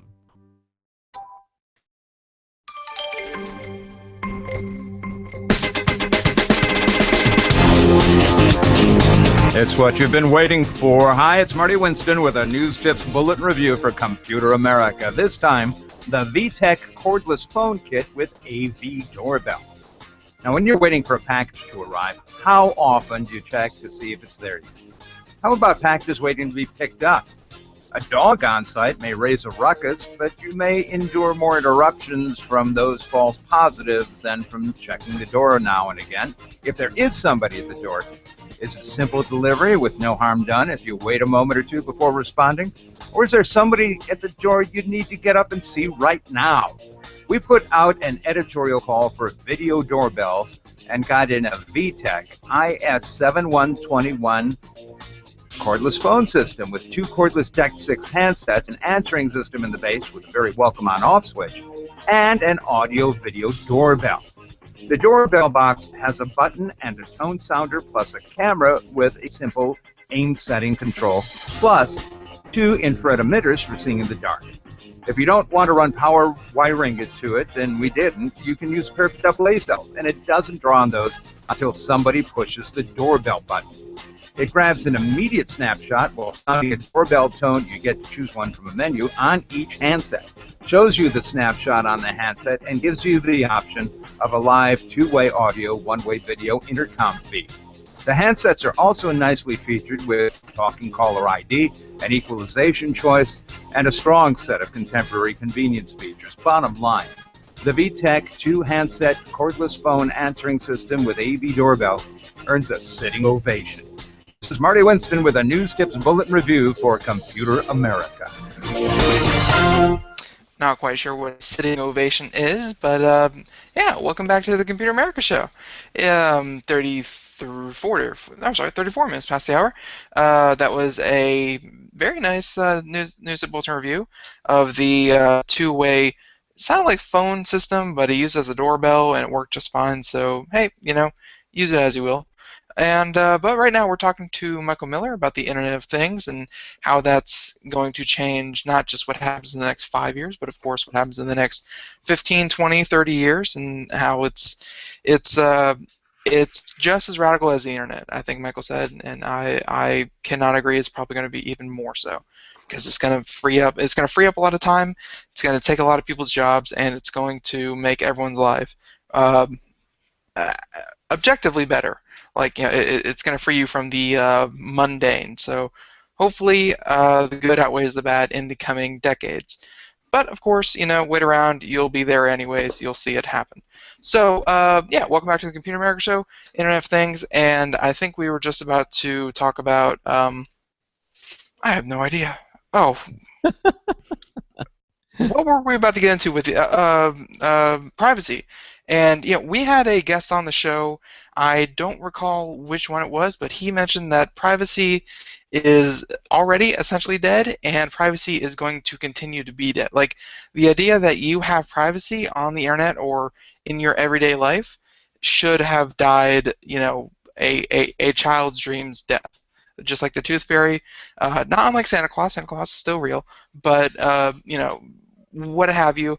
Privacy is no longer, a guaranteed right. Well, I mean, certainly somebody tries hard enough, they can find out a lot about you now. With the Internet of Things, with more sensors sensing more things, there's even going to be more information about you, maybe even things that you don't know. I mean, if your smart thermostat is collecting information from your smart garage door opener about when you leave the house and when you don't, or what rooms you're in or what rooms you're not, your smart TV sending back information about what shows you watch and which ones you record, your smart water meter is telling people how much water you use and whatnot, your smart fitness sensor is telling people what you're doing while you're in those rooms. That all this data is being collected, and you have the issue of who owns it. All right, that's the first issue. And then what they do with it, or what they can do with it. And all those are kind of open questions right now. That if your Nest smart thermostat collects this data and sends it back to the mothership, which they do, because it's their data, okay? But it's data about you. And that's in the fine print somewhere, but nobody ever reads the fine print. And so Nest can collect this data. They send some of the data to the utility companies, because utility companies want to know who's using energy and who's not, and when and not. Now the utility companies say, and Nest says, well, but we're only using aggregate data. Nobody's getting individual data about any individual person, but it exists. So it's going to go somewhere. And even if the company you're dealing with is up and up and says, we're never going to sell this data, we're not going to use it in any bad way, people can still hack into it and get the data. Yeah. It's just like all this stuff gets collected, but then what can happen with it? And again, even if everybody has the best of intentions, there are still bad guys out there who can, nothing is totally secure. Somebody could hack in and find the data that you're out of the house on Tuesday nights and you're not in this room and this window's typically left unlocked. So that's a good time to break in. Just on a very basic level, and certainly when you start thinking about all the data that's collected, there's a lot more that could be done. I mean, already there's been instances where people's sexual activities have been gone onto the internet because of some of the fitness bans. The data collected by the fitness bans, the data gets out there that maybe it shouldn't have, it wasn't as secure as it should be. So, okay, well, this person had sex on Tuesday night. Well, maybe you don't want people to know that. Or how about your smart TV? The one that's got the camera in it so it can look at you and you make hand gestures to control the channels instead of using remote control. Did you know that camera's on all the time? And it's looking at you, sitting there on the couch, looking at it, looking at the TV, looking at you, and, what's going to happen? Somebody can watch you in your living room. Yeah, that was the exact same argument that that they were having with the Kinect, with the original Xbox, and then Project Prism, I want to say, happened with the government, and which was kind of like the predecessor to some of the bigger surveillance projects out there. But yeah, no, apparently they were recording Kinects and things like that, and recording how many people were in a room, what they were talking about, sometimes even recording the actual audio of the conversation. It's happening already, but how are we going to deal with it in the future as well? And again, yeah, the companies you deal with might have the best of intentions. Now, a lot of them won't. A lot of companies are getting into this because they know they can sell that data to somebody else, to an advertiser, to another company who'll try and sell you stuff out of it. I mean, the selling of data is big business and will become only bigger. But even if it doesn't get sold, it can still be hacked. And not even just the data becomes a problem. When we start talking about self-driving cars and drones and that sort of thing, well, people can hack into any system, right? Somebody could hack into your self-driving car and make it not drive anymore, or make it drive into the side of a building, or make it drive into the federal building downtown and act kind of like a suicide bomb, and you're just sitting there in the passenger seat going, I can't do nothing. And drones, aircraft, as they become more smart, more intelligent systems in them, they're all points where somebody can hack into it. And I got to tell you, the computer industry is actually pretty good about security and protection. The consumer electronics industry, the appliance industry, the car industry, they're not. They don't have that experience in it.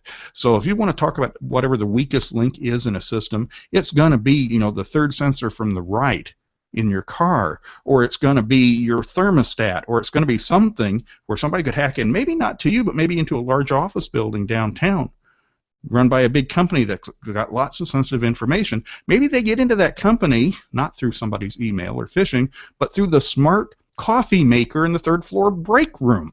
There are weak links out there, and there's going to be a lot of weak links as a lot of different companies get into this space that really don't have any background at all in security and privacy. Yeah, we just did a show with that. What was it? The tea kettle, Ben? App Kettle. App Kettle. It's a tea kettle that it's all internet connected, and it is just one example of the Internet of Things. Like that is the prime example. Yeah. Yeah. Smart. I mean, smart. There are smart coffee makers. There are smart slow cookers, crock pots. There are smart diapers out there. This is one I just find interesting. A diaper which has a barcode on it. Okay, and sensors built into the diaper to monitor your baby's liquid level as it leaves the baby's body. And right now it's kind of done manually. You have to go up and you have to use a barcode reader to read the barcode on the diaper. But it will tell you how healthy your kid is, within certain parameters, based on the quality of his or her urine. Really? So, honest. That's a real one. I thought at most, like when you said smart diaper, I thought at most it would send like a notification to your app. It's like, oh, this diaper is no longer bone dry. It has something in it. Like I thought that's as far as they would go, but they're actually analyzing within the diaper. Yep. There was a movie out not too long ago called The Island, and I don't know if you ever saw it, but the thing that caught my attention, when the guy would get up in the morning, and he would use the urinal in the room, and in a big banner on the left, a digital banner starts scrolling, and it says, okay, we've just analyzed your salt level and this level and that level, and telling you need to modify your diet. And this is just from him, basically, taking a leak. Mm-hmm. And it just told him everything, about him. And I'm like, oh, well, that's a little far-fetched. No, it's not. We've got smart watches, we've got fitness bands, we've got smart blood pressure monitors, glucose monitors. We're in the early stages. It's all going to become more miniaturized and better. But we have smart sex toys. There's a company that makes a sex aid that goes around the male member to do something or other. But in the process of doing that, it also monitors your performance, such as how many thrusts per minute and that sort of thing. Now let's wait for that company's database to become hacked and the information become public. Oh, you really want your thrust per minute to be public out there.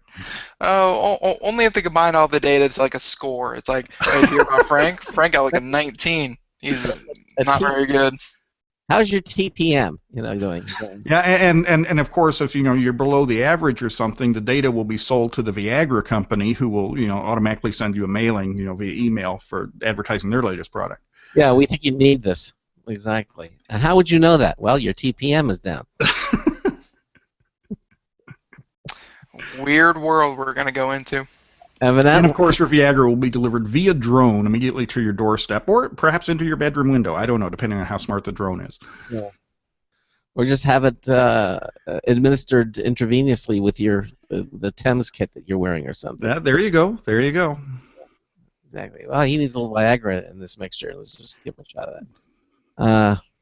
And nobody has to make any personal decisions. It all happens automatically. Yeah. Mm-hmm. Just making life better, as we know it. Is this what we have to look forward to?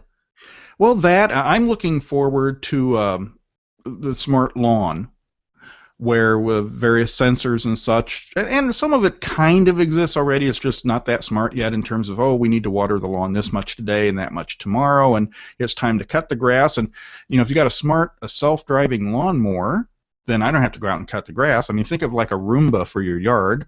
That's not that far-fetched, is it? I mean, you got the little things that clean your pools already, which are kind of like primitive Roombas, right? We have one of those. It's called a Creepy Crawly, and it just cleans the pool. It just it's fun to watch it. This one gentleman, back when it was snowing so hard, he attached a Raspberry Pi and programmed his own little RC car with a snowplow on the front of it, and he had it drive itself and be his own little snowplow for his driveway. Well, that might work where you live. I'm in Minnesota, though, and it would have to be one hell of a big RC car to work on our snowfall. Oh, they use a smart car. You need 2 Raspberry Pis for that. Well, the whole issue of drones I find fascinating, because my dad, who's 84 years old, for a number of years now has flown radio-controlled aircraft. I mean, we thought it was a little goofy for my dad to be flying toy planes, but basically what he's been doing for the past 20 years is flying drones. A drone isn't anything more than a radio-controlled aircraft.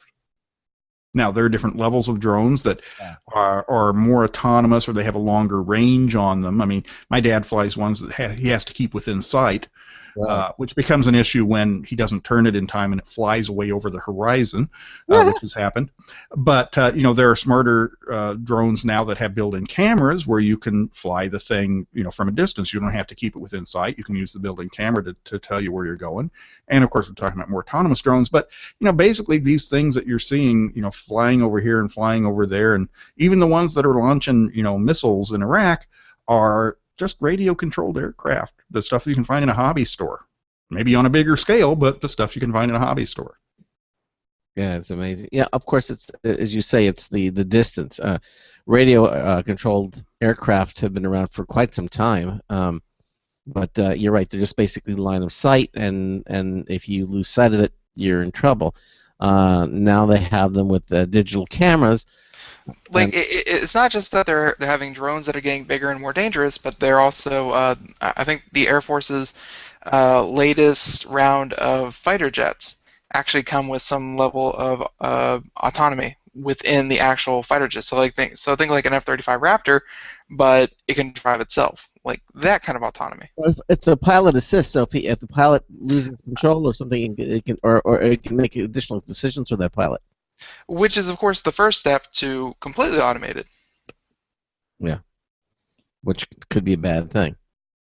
Because well, unless you like War Machines, being completely automated, then hey, this is awesome news.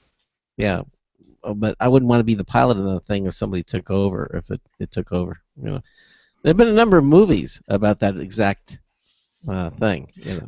Movies don't get much right, but I think when they question the technology of the future, I think it's kind of hard to miss the mark when you question future technology because anything's possible.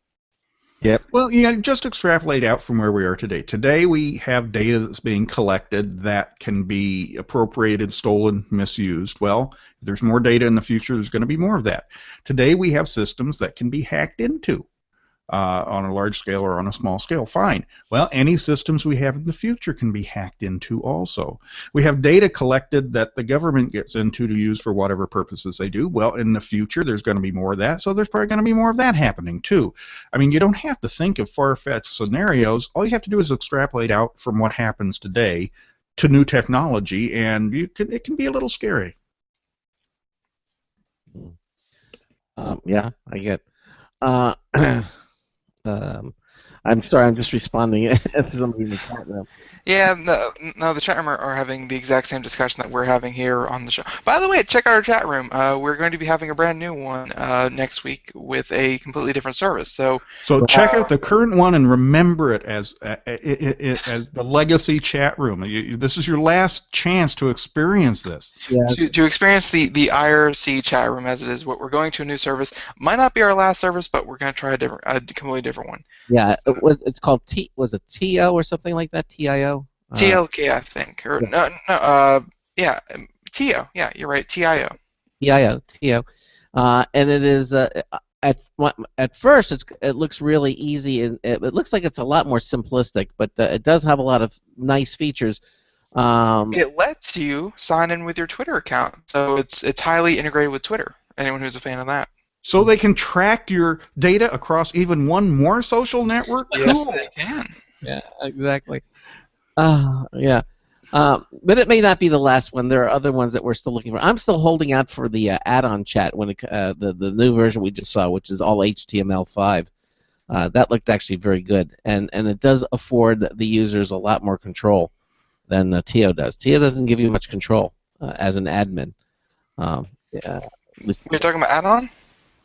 Add-on chat, yeah. That was, but it's all HTML5, and I mean, no offense, but to me, going back to add-on, because we use add-on for 6-7 years. What? It was Java-based. And it was causing. I know, but it feels like going back to an old girlfriend. It's like, dude, you burned that bridge. No, but it's all new. Move on to other people. It looks new. And it has a lot of admin. Oh, I've no doubt she got her hair done, but still, at the base, you can't still her. Girlfriends with chat rooms. You can't apply the same set of rules. Ladies, I'm single, so just throw that out there. And there's a reason why. Oh boy. Hashtag sexy geek. Yep. Yeah. Oh. Okay. Anytime you have to use a hashtag to describe your love life, that toast. This is true. It hashtag deep. I hear you. Yeah. So, Internet of Things. I mean, we could wax and subject, I'm sure, about a number of other topics, but you have the book. You focused on. You said a little bit of warfare, the household. Any other segments of the Internet of Things that maybe it's a big topic, so it is. covers. I mean, we start out with the least smart of the smart stuff, smart TVs. I got a chapter on smart TVs, and we go into smart appliances, and then the smart home, where we get into smart thermostats and that sort of thing. Then smart cars and smart cities, smart aircraft, smart warfare, and the global Internet of Things. I mean, there's a lot of good uses of this. I mean, you've talked about drone technology in developing countries to deliver drugs and food and that sort of thing. Something we don't need here. We're just talking about pizza delivery here, but in other countries that this is happening. It runs a whole gamut. It was a really fun book to write because, it's cool stuff. You start looking at this stuff, and it's really cool stuff. You start thinking about it. Whether it's scary or not, it's still cool. And there was just a lot to write about, and it's changing every day. And I think it's a good read. It certainly was fun to write, which I can't say about all my books. But I think you'll find it informative and kind of a fun read. Now, where can they get it, and how much is it? Well, fortunately, with the Internet of Things come on board, we know where you are, and we will deliver it to you without you even ordering it. No, unfortunately, right now you have to do it manually. You can go to my website at millerwriter.com, or you can go to Amazon, or you can go to qpublishing.com. You can walk down the street to your local bookstore and demand that they order it for you. Any place good books are sold should have a copy of this for you. Yeah, we have it up behind Ben there. You can see it's the Internet of Things.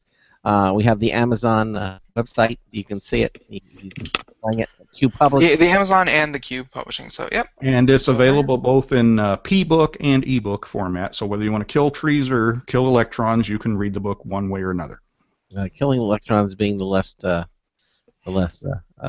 Well, you say that until we get into the great electron shortage of 2032. So. Are we gonna start running out of electrons? Oh my gosh. Craig, I'm not positive, but yes. electron joke. Get it? Whatever. Yeah. I don't care. The only bad thing about this new green screen background you have is I keep looking at it and wanting to try and scroll through it, and I can't do that. Yeah. But I can, so it really is coming in helpful. Like we had a couple guests on where we were going through their website and some of their features, and like I would hear them say, it's like, if you see there on the screen, we have so and so feature. Like they were looking at my screen, and it was kind of like moving the conversation along. Like it's coming in more handy than I thought it would. Mm-hmm. And for those of you listening on the radio, well, just tough. Imagine it. Yeah. Exactly. Yeah, and radio and podcasts, we're sorry, but the video is just so cool. It is, and not only that, you can, if you want to watch it, just because the show is over, you can see that we archive all of our shows. So definitely, you can watch it. We have the link, so you can see it, and you can watch it in a time shifted if you want, if you're not watching it live, and then join us tomorrow live, because we're going to be doing this from now on every evening from Monday to Friday, 10 p.m. to midnight. And reading the screen behind Ben right now, it says that I am the world's #1 author of beginning technology books. So I didn't know that. So I learned something today. There you go. Thank you, PR person at Q Publishing.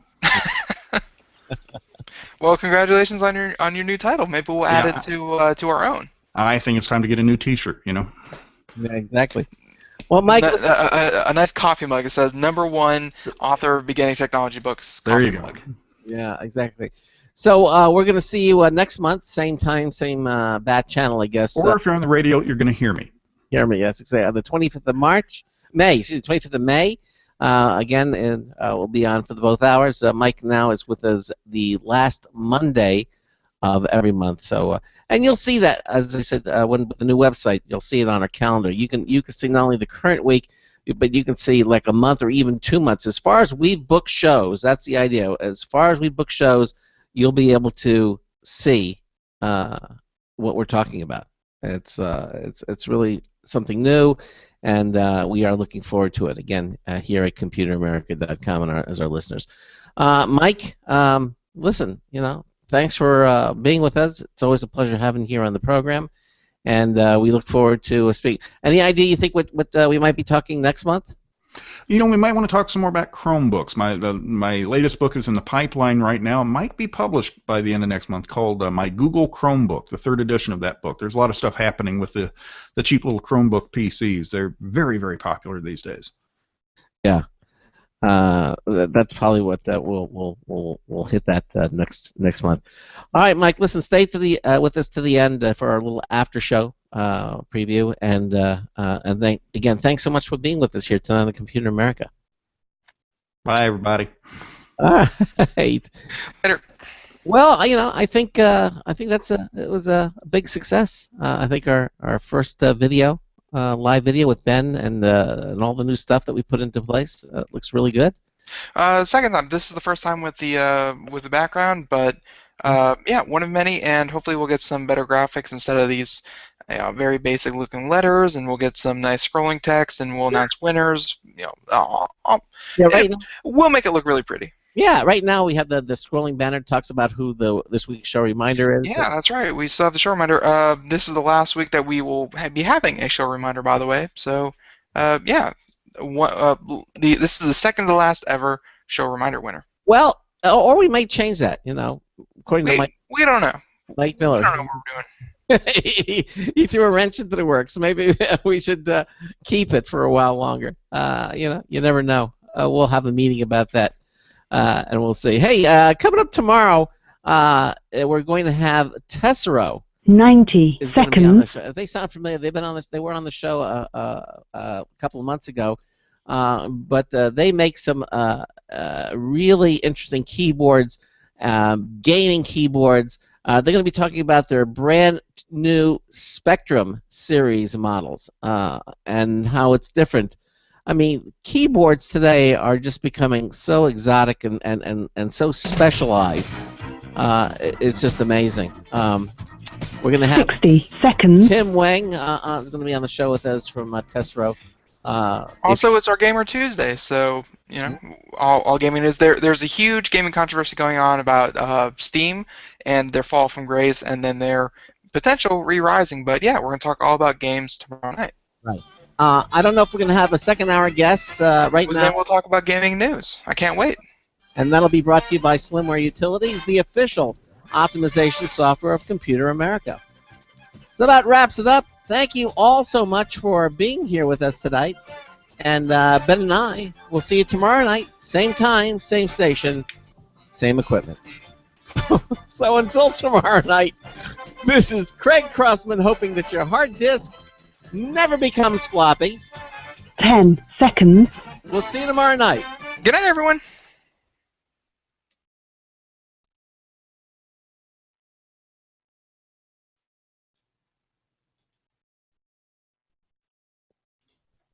Thank you for using Blog Talk Radio. Goodbye. Okay, again, thanks all for watching us on our live video stream. And Ben and I will see you tomorrow. Again, thanks, Mike, for being with us here tonight. It was a lot of fun. Oh, always fun, always fun. All right. Good night, everybody. Good night. Good night.